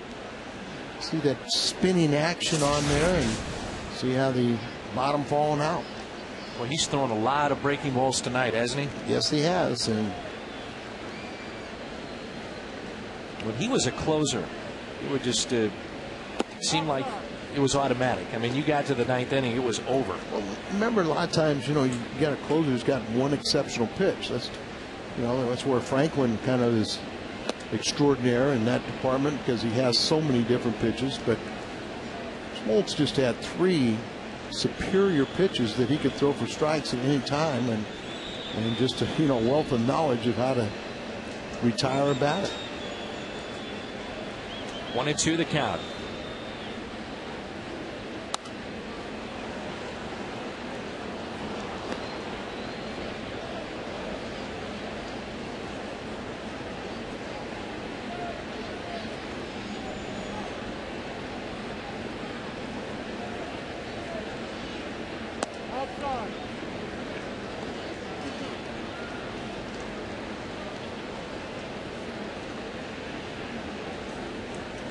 Time to give Lamon a little credit too, isn't it? Yeah, he's pitched well, and that's why I think that his record is a little bit misleading. 8-9, but 8 wins for this team. You know, and they feel that he's been competitive in most of his starts. 2-2 pitch. Spoiled. Really, at time with Jim Riggleman before the game, he's saying their problem is not offense. Their problem is pitching. And Lannon was their opening day starter, and up to his last 4 starts where he's really struggled trying to get his sinker down. That's not the case here tonight. But Jim was talking about, you know, what really hurt them was, remember, Zimmerman, their young right-hander. He's out with Tommy John surgery. Remember the young Latin player who pitched a great game against the Cardinals? He's in AAA. Base hit into right center. Go-ahead run is on. Lannon had 60 pitches, so the experience of John Smoltz. Talked a little bit about Steven Strasburg. Well, Smoltz made his major league debut in 3 days when Strasburg was born. Lannon, well, when he was born, Smoltz a senior in high school. Colby Rasmus, he was born while John Smoltz was pitching for the Lakeland Tigers, the single A team for Detroit. How about that? John Smoltz was a non-drafted pitcher. Traded to Atlanta for the Doyle Alexander trade, but you know, a lot of people forget Doyle Alexander helped the Tigers win. I think he might have been 9-0 after he went over, but in the long run, and you know, it's kind of like the Larry Anderson for Jeff Bagwell. Sometimes trying to win a pennant, you have to pay a stiff price, and you just never know. But at the time, it's worth it to try and win or go into postseason play. Now, beginning of the year, you would say, well, if you bunt it here, then first base is open, they walk Pujols, and you don't know what you have afterwards. Now, it's a completely different scenario. Put a lot of pressure on that manager trying to make those decisions with Holiday behind Albert. And remember the other day, Cecil Cooper walked Albert, and that was the difference in the win. Hit to third, and a wide throw. Lugo is safe at second, and here comes Albert with 2 runners on as Zimmerman maybe trying to do a little bit too much.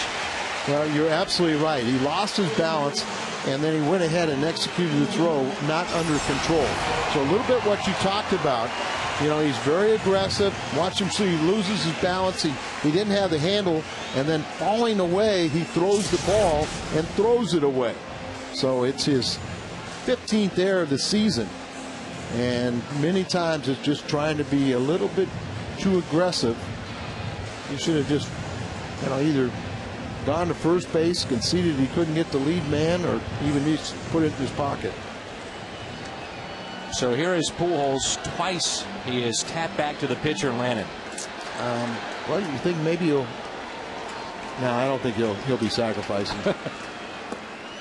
See, now if you're John Lannon, you're saying, okay, I've gotten him twice, I can get him this third time, and this is when Pujols then rips one. Well, since July 24th, that's when the Cardinals got Holiday. Albert is hitting just 280. In the air to right field. Dukes over, makes the catch. And Lugo was not tagging up, so he's back to the bag at second base, and Albert is 0 for 3. Boy, Elijah Dukes looked like at the last second he put his glove up to make the catch. I'll watch him run over here, and yeah, just gets the glove over there, but it looked like he kind of surprised him. Glove almost hit him in the face. Now we say that Pujols is slumping out since 280. 280, 6 home runs. The RBIs are there. Now, you know, Holiday during that time has hit 7 home runs with 29 RBIs. DeRosa actually has hit 8 home runs since he's come to the ball club. Let's see if Holiday can't pick up Albert. And a 1-0 pitch. Holiday rips it foul. When I see Jim Riggleman, I think about his time with Chicago. And when it's all said and done, if you sat them down in a room, Riggleman, Dusty Baker, Lou Piniella, and asked them truly their thoughts on managing in Chicago and why the franchise has struggled all these years. I mean, those guys would know firsthand. Well, there's no rhyme or reason for it, but it is very difficult. You know, it's a 9-to-5 job. You get up in the morning, you're battling the morning traffic, and when the game's over, you get the the 5 o'clock traffic. But you have to be very disciplined to play in that city. 1-2 pitch. But you would think a lot of time. Rush Street has killed a lot of players' career. It's not been easy on broadcasters. You know, you just don't see them as players take much better care of themselves now because they're under such a microscope. 1-2 the count with 1 out and runners at first and second. I did have a teammate one time that would take a set of clothes today to the ballpark so he'd have something to wear tomorrow at Wrigley Field. Holiday hits it to third. Zimmerman steps on the bag, and this will be a double play. The Cardinals waste a very good opportunity. Sends us 2-7, 1-1.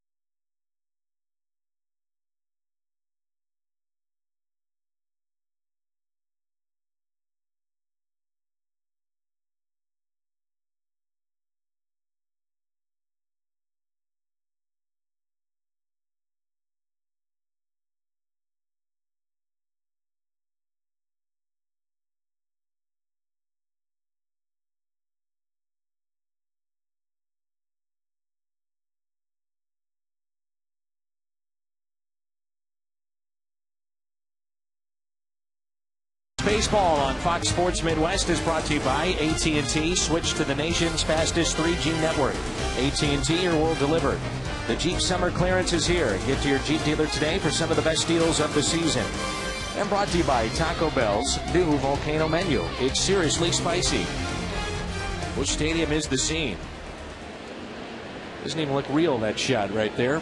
Beautiful Busch Stadium in downtown St. Louis. Well, John Smoltz is through for the night, so 6 good innings in his second start for the Redbirds, and turns it over to Blake Hawksworth. Chevy called to the bullpen. And Blake now appearing for the 19th time.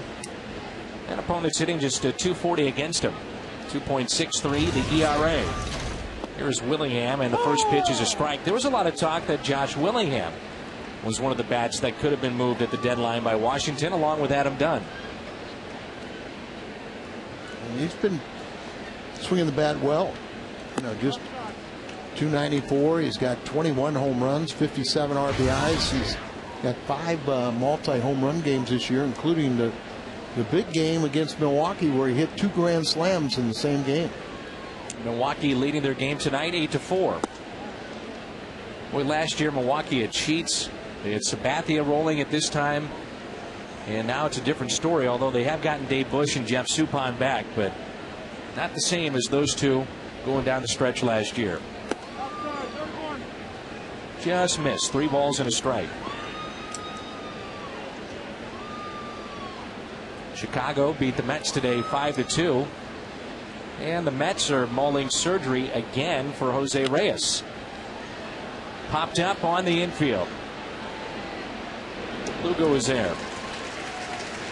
Saturday, August 29th. That's tomorrow. It's photo night here at Busch Stadium, and gates will open up at 4:15. So bring your camera and arrive early to go on the field. You get up close pictures of the players.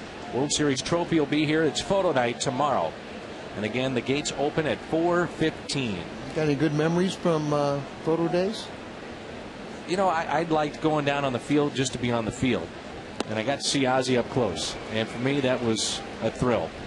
And it's probably the most frustrating thing is you walking along and you got all these people and you know they get an opportunity to take a photograph, but they want to get autographs, and you know, you really have to kind of gracefully say, you know, I can't do that.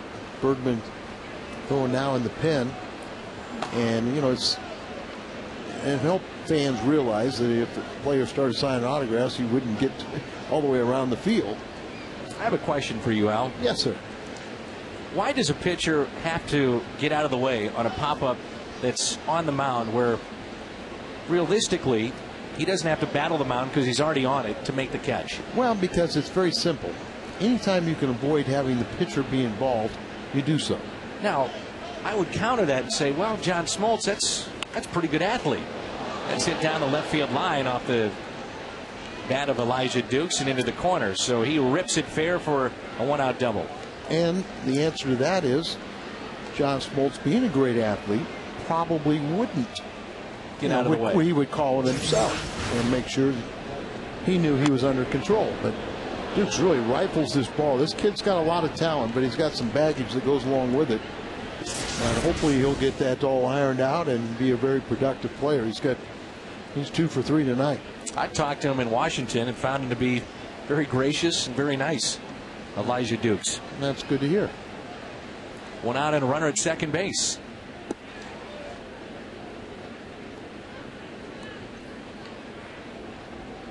And this is Josh Bard. Bard has struck out and also grounded out. Elijah was telling me about his football career. You see his body out at second base, and he can run. Big man. And that's hit into right field and a base hit. Dukes will score easily, and Washington has the lead. Throw will go into second base, not in time, and Josh Bard has given Washington a 2-1 lead. So back-to-back doubles. Bard picks up his 24th RBI, 2-1 Nationals. See the location of this pitch has movement, but it's elevated a little bit. And you got to remember too, most left-handers, and especially switch hitters like Bard, they really are, majority of the time, low ball hitters from the left side, high ball hitters from the right side. Here's Gonzalez. Singleton scored back in the third, and that's ball 1. Some of these pitches have looked pretty good to the outside portion of the plate of the right-hander. When I see Hawksworth really get his ball down, great movement, but see, that's up, and that's not, he gets an out of it, but not ideally where he wants to throw it. Just enough inside to jam the hitter. Pujols takes it himself. Bard winds up over at third. Productive out, and now they'll see if they pinch hit. It looked like they pulled back Guzman, and now Landon's going to hit for himself. Yeah. So he was not at the on-deck circle. I'm sure maybe in his mind, he might have shut it down and said, my night is through. Yeah, that's a great point. It's a fatal mistake. But sometimes, the manager sends out, he had Guzman at the on-deck circle, but then with 2 outs, even though the runner's at third, he pulled him back. Put the pitcher out there. Backhanded by Lugo, and gets Landon. Time to stretch here at Busch Stadium. Cardinals trail for the first time. It's 2-1.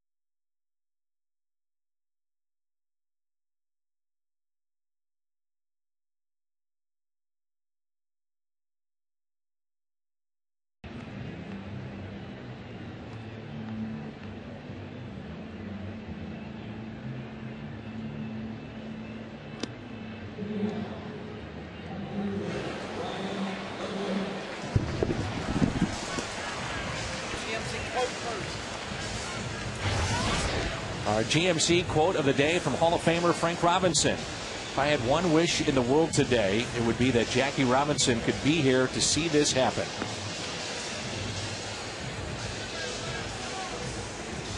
And that was when Frank Robinson was named the first black manager in baseball. St. Louis Cardinals, the Missouri Department of Health and Senior Services, and Fox Sports Midwest have joined together to encourage young people not to smoke, because once you start, it's hard to stop. Strike out tobacco so we can all breathe easier. Call the Missouri Tobacco Quit line at 1-800-QUIT-NOW. Taking hello to Mr. Jim Berlinger. Everyone at Fox C6 schools wish him to get well and hope to see him back at school soon. Happy birthday to Julie Breckenridge. She's 27 today. So we'll see if that strategy that Jim Riggleman, not taking a shot at an extra run by allowing his pitcher to hit, and really was a nice play by Lugo to keep it a 2-1 Nationals lead.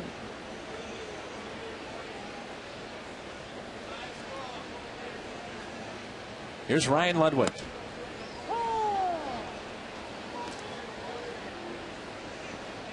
Interesting how Jimmy let Landon go back out there, but he's got the bullpen active just in case. Well, Doyle Alexander, by the way, was traded for Frank Robinson. How about that? Later on? He was drafted in the late 1960s.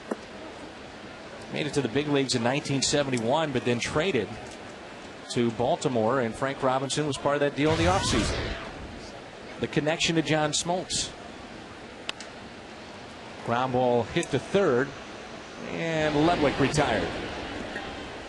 Pitch in for Healthy Smiles with Delta Dental and the Cardinals. Purchase a $2 raffle ticket for a chance to win an autographed baseball by Albert Pujols and join the Smiles League. Proceeds benefit local charities that help kids have healthy smiles. For information and to buy your tickets, please go to smilesleague.com.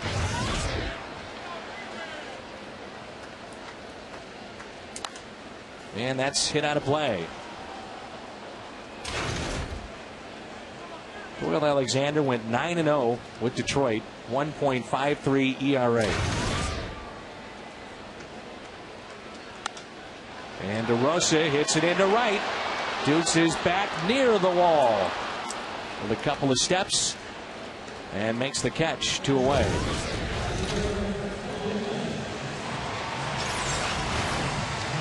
Dukes just drifting back about midway on the warning track.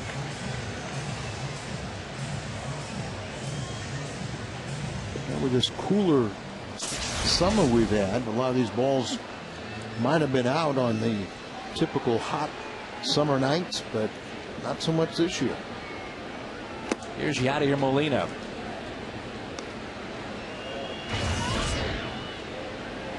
You have to give Washington some credit here tonight. Lannon's pitched well.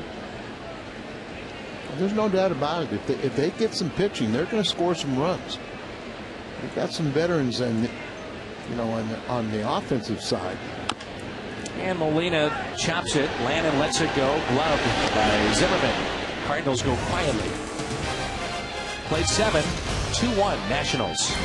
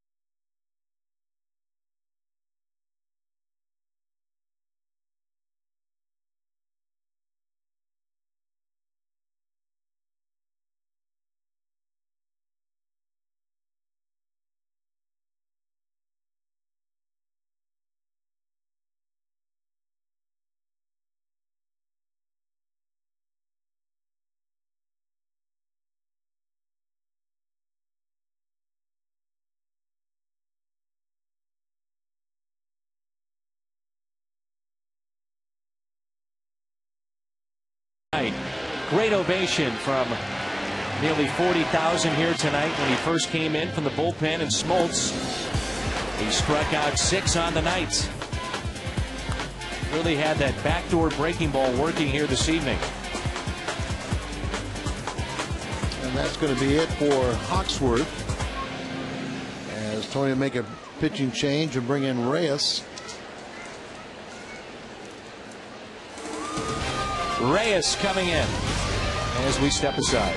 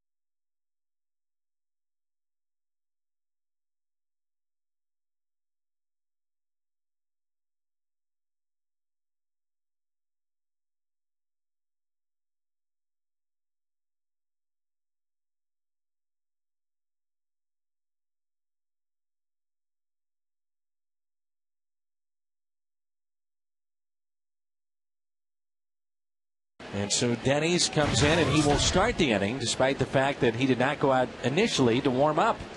Now he is all loose and ready to roll. 61st appearance for Reyes this year. 5th time he's been in the 60s. Of course, last year, career high 75 appearances. And boy, Harris almost walked into that fastball as he was showing bunt. Lefties are batting .225 against the veteran southpaw. Singled back in the 3rd.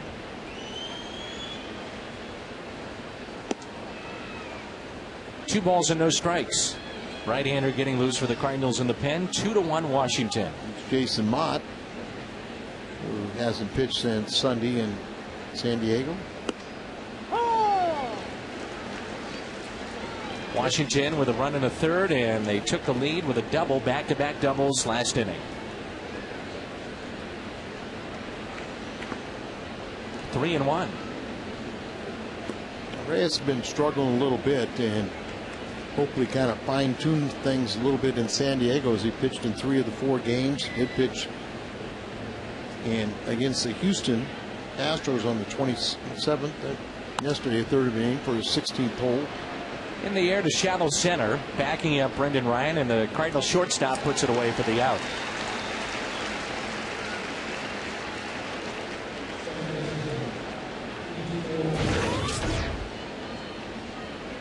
Tomorrow, Cardinals and Nationals, and Boggs will get that start. We'll come your way at 5:30. Here's Pete Orr. Then Zimmerman on deck.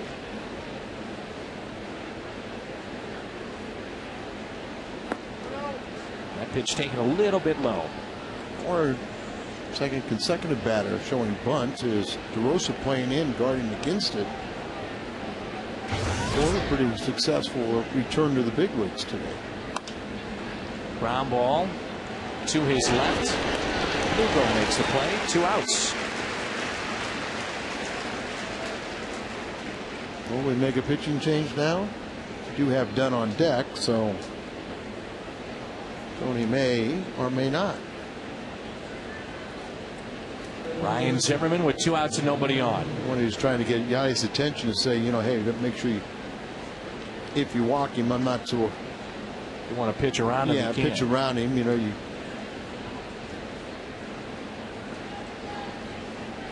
Zimmerman has grounded out to short. He has walked and struck out. Let's see Molina setting up about a foot outside. Of course, the ball was in the middle of the plate, but down for ball one.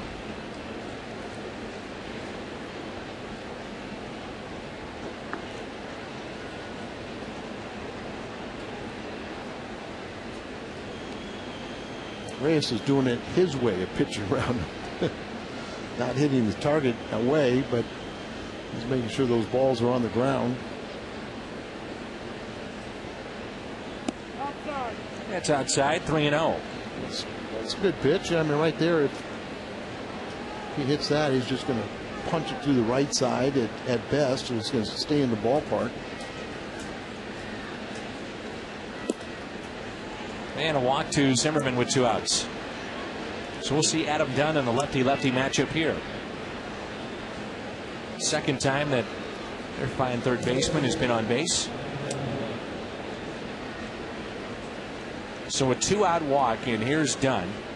0 for 3 tonight with a pair of strikeouts. Now this time with the runner at first base, you got Lugo playing 20 yards back in the short right field, and Ludwig on the warning track.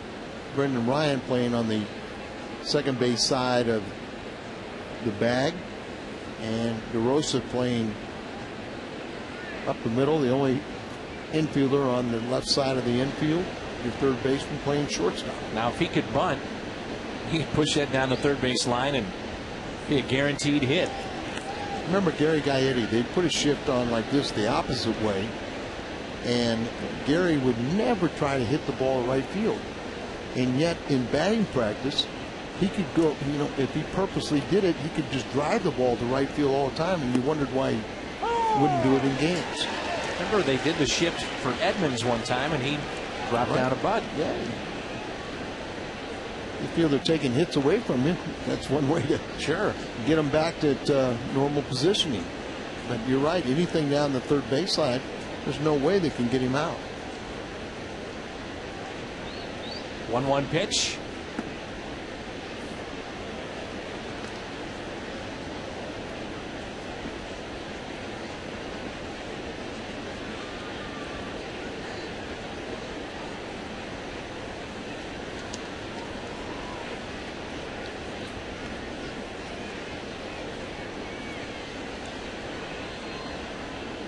And Dunn. It's a 2 Lugo on the outfield grass, can stay with it and makes the play. Second time that has worked for the Cardinals tonight with Dunn up. Colby Rasmus coming up.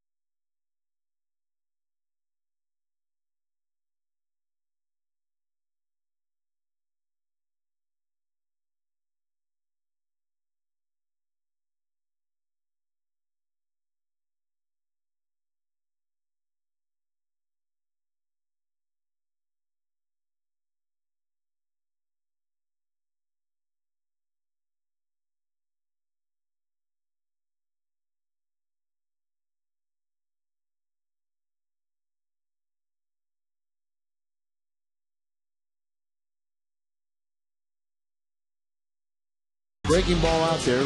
Molina's putting out there. Then the fastball on the inside part of the plate. Gets a strike. Back 2-1. Now look at the defense. You see where the shortstop and second baseman are. And let's go back as he throws the ball right in the wheelhouse And Dunn hits it hard, but right to Lugo, playing short right field. Getting late, Dan. And a postseason hero for the Cardinals. Now at second base, Belliard. Excuse me, at first base. And so Belliard tested right away. How about Ronnie's haircut? New look. Oh, yeah, he just looks like a ball player now. But I kind of like Ronnie Belliard. So Green will be the pinch hitter here. Khalil Green. Last home run for Khalil Green was one of his best series, if not the best he had, wearing this Cardinal uniform against Kansas City at Kauffman Stadium. He's got 5 home runs this year. Kind of finding himself used more as a pinch hitter. Does have RBIs in 4 of his last 8 games. You know, Lannon was almost out of this game, and now here he is 5 outs away from pitching the whole way. Well, he does have 2 complete games on the year. 3-0. Working quickly, but maybe too quickly here against Green. That's a good point. Late in the game, you know, you try and set a tempo, but you fall behind 3-0. He does the right thing by just taking a little breather. Try and reassess things, get yourself back under control. I'm trying to be aggressive, but there's a point of being too aggressive. 82 pitches on the night, and Green hits it out to deep left field, to the wall, and it's gone. It's a home run. Pinch hit home run for Green, and this game is tied 2-2.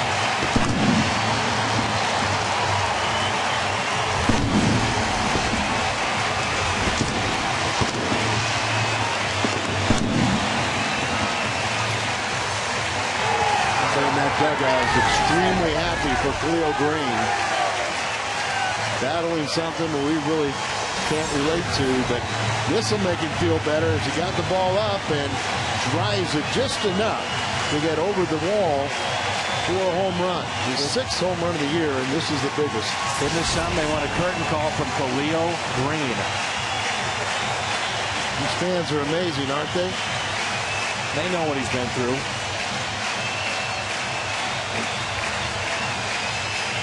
Probably going to be a pitching change, so we got time for him to curtain call.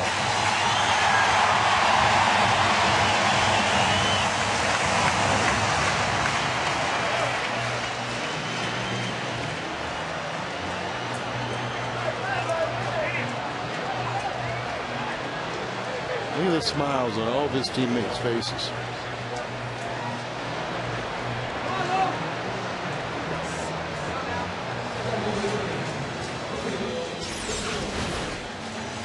Look at the glove supposed to be on the ground, and really just in the middle of the plate. Belti, and boy, Khalil just jumps on it. Does he have enough? Just enough to sneak over the wall. Lannon still in the game, and that pitch outside to Lugo. As pitching coach out to pay a visit, but kept him in there. I was getting worried because we've never lost a game on the 10th anniversary of Steve and Gwen Fooney. But they're here celebrating their 10th anniversary along with their 3 children, Grace, Matthew, and Evelyn. And they're Cleet, their grandfather. I'm no Cleet. He and Butch are back home, probably cheering on the kids and the Cardinals.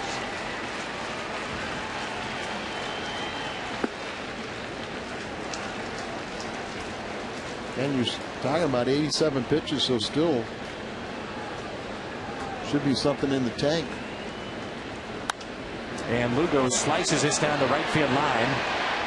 Nice catch by Elijah Dukes. Yeah, he hit that wall hard. Looked like he slipped a little bit right before he got into the wall. Tell you what, that's a good play. Yes, it is. Of course, he's got a man's body. There you see the collision, and watch him come over here and see if he doesn't slip a little bit.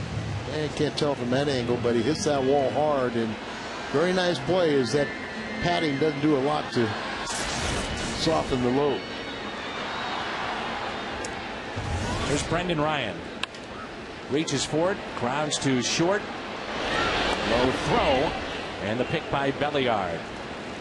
Khalil Green off the bench tonight has tied it up with his 6th home run.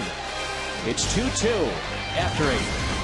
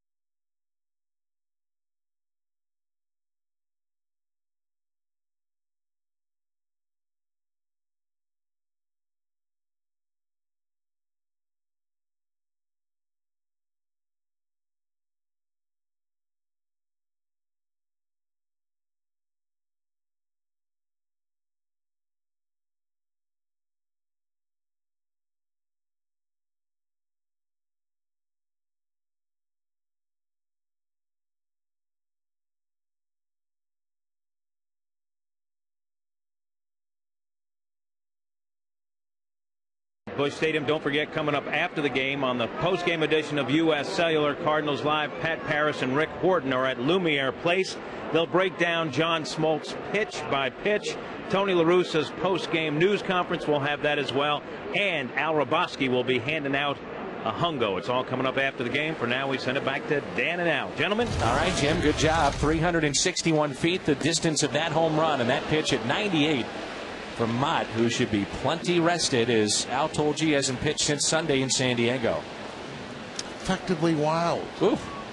That'll get your attention. Sure will. And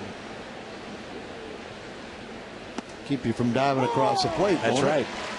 98 again. Numbers on Mott.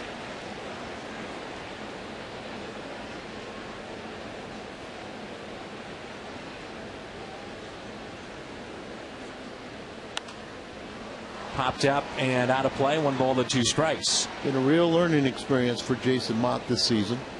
And remember, Chris Perez and Mott, everyone wanted to anoint them the closer. And Dave Duncan, rightfully so, said, you know, hey, wait a minute. This guy's got a lot to learn.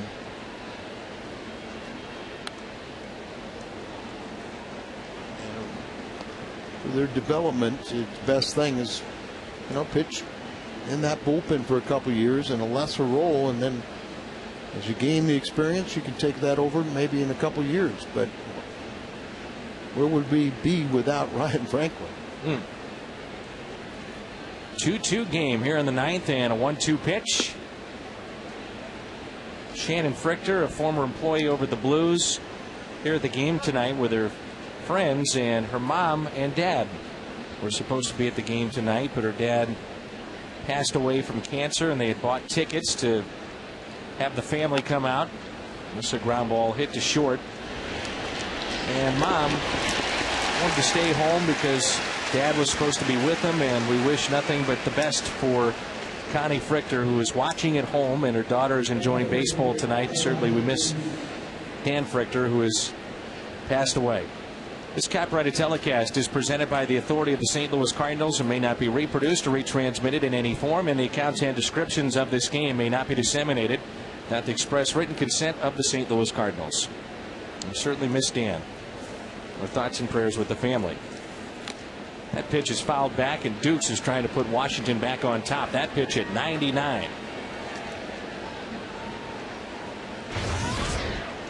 All you have to do is just center the ball. That 99-mile-an-hour velocity will provide the distance, as that ball will come off the bat quicker than it's coming in.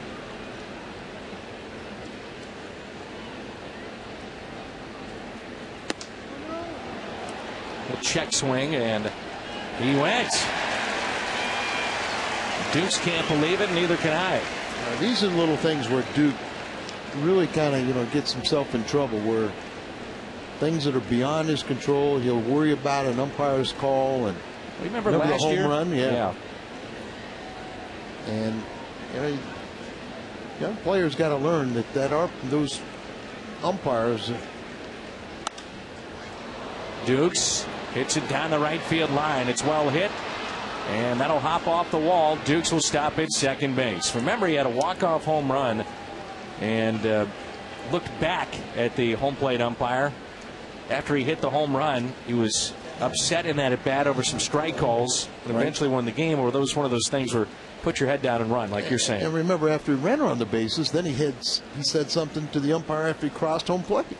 Baseball tonight brought to you by Budweiser Select, full flavor, 99 calories, the exception to the rule. Bank of America, Cardinals banking only at Bank of America. And lock in $1.49 a gallon. For a year's worth of gas, visit your St. Louis Hyundai dealers today. Now, Dan, he hit a game-winning home run then. Now he just hits a double.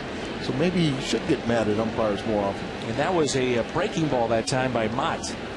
Ooh, almost threw it to the backstop at 98. See, when you're throwing 98, 99, learn how to control it. But you're doing a hitter a favor by throwing him the off-speed pitch. Now, when you're throwing 92 and your ball's straight and you're throwing it down the middle, maybe that's when you need to work on that. But when you got your exceptional fastball, just learn to spot it. It was Dukes and Bard that went back-to-back with doubles in the 7th. In the air, shallow right. Who wants it? Ludwig, 2 away. By the way, the Cardinals, looking ahead to the bottom of the 9th, they've got Pujols, Holiday, Ludwig all coming up. One of the best parts of the game tonight, introduction of John Smoltz walking in from the bullpen. But as you talked about, Al, the smiles of the players after Khalil Green hit that home run. They are pulling for him big time. Yes. Bergman is warming up, and then after Dukes' double, their closer, Mike McDougal, is just starting to throw in case they take the lead. Remember, he was so highly thought of when he was with Kansas City. He was closing games for a while. Then he was with the White Sox. Very hard thrower. He's a guy like Mott that will throw that 98, 99. Yeah, I was just thinking about that comparison between Mott and McDougal, and that maybe he's figured things out after some lean times after a great start. Popped up right side. And that'll find the seats and get out of play. The Angels thought they had a deal for Scott Kazmir of Tampa Bay, but apparently that fell through the last second. And Mike Sosa saying before the game tonight that there's nothing imminent, and they need help in their rotation. The Angels do. That's interesting because the Rays still think like they're in the wild card race, so they would have to be getting something in return that they thought was beneficial to their team. Reported that they were going to get a pitcher and a third baseman in their minor leagues. Gloria, huh? Need some help there? Good point. Catch made near the foul line by Ludwig. Chance to win it for the Cardinals when we come back.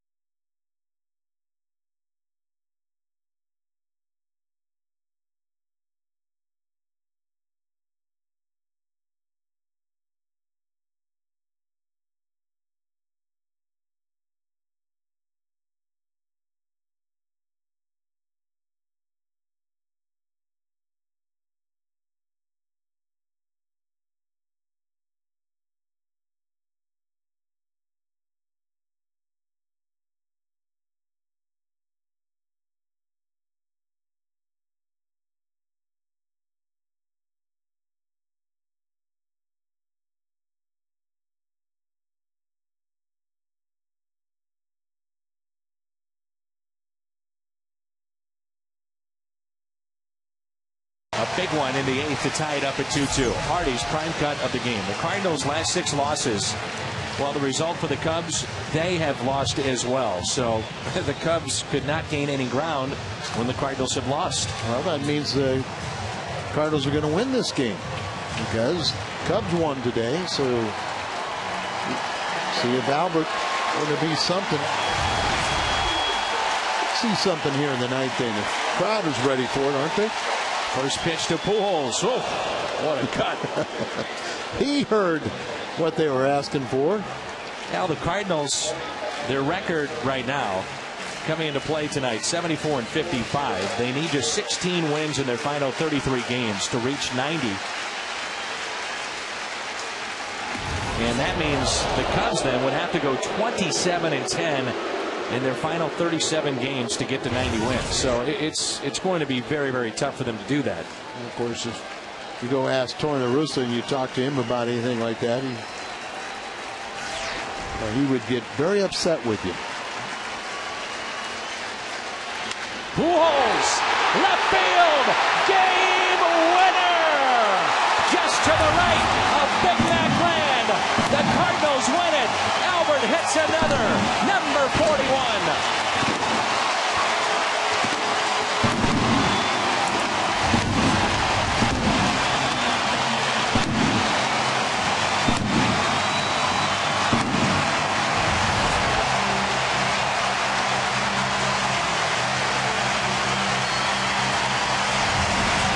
Boy, they're having some fun here in 2009.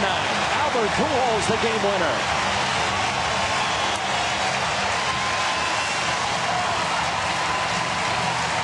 Crowd asked for it. He delivered. No doubt about number 41. Oh, no. His ball right there, belt high. And he did not miss it. His 41st home run of the year. He scores now his 100th run of the season. 9 seasons he's done that 8 different times. You're looking at one of the greatest hitters of this generation and of all generations of baseball.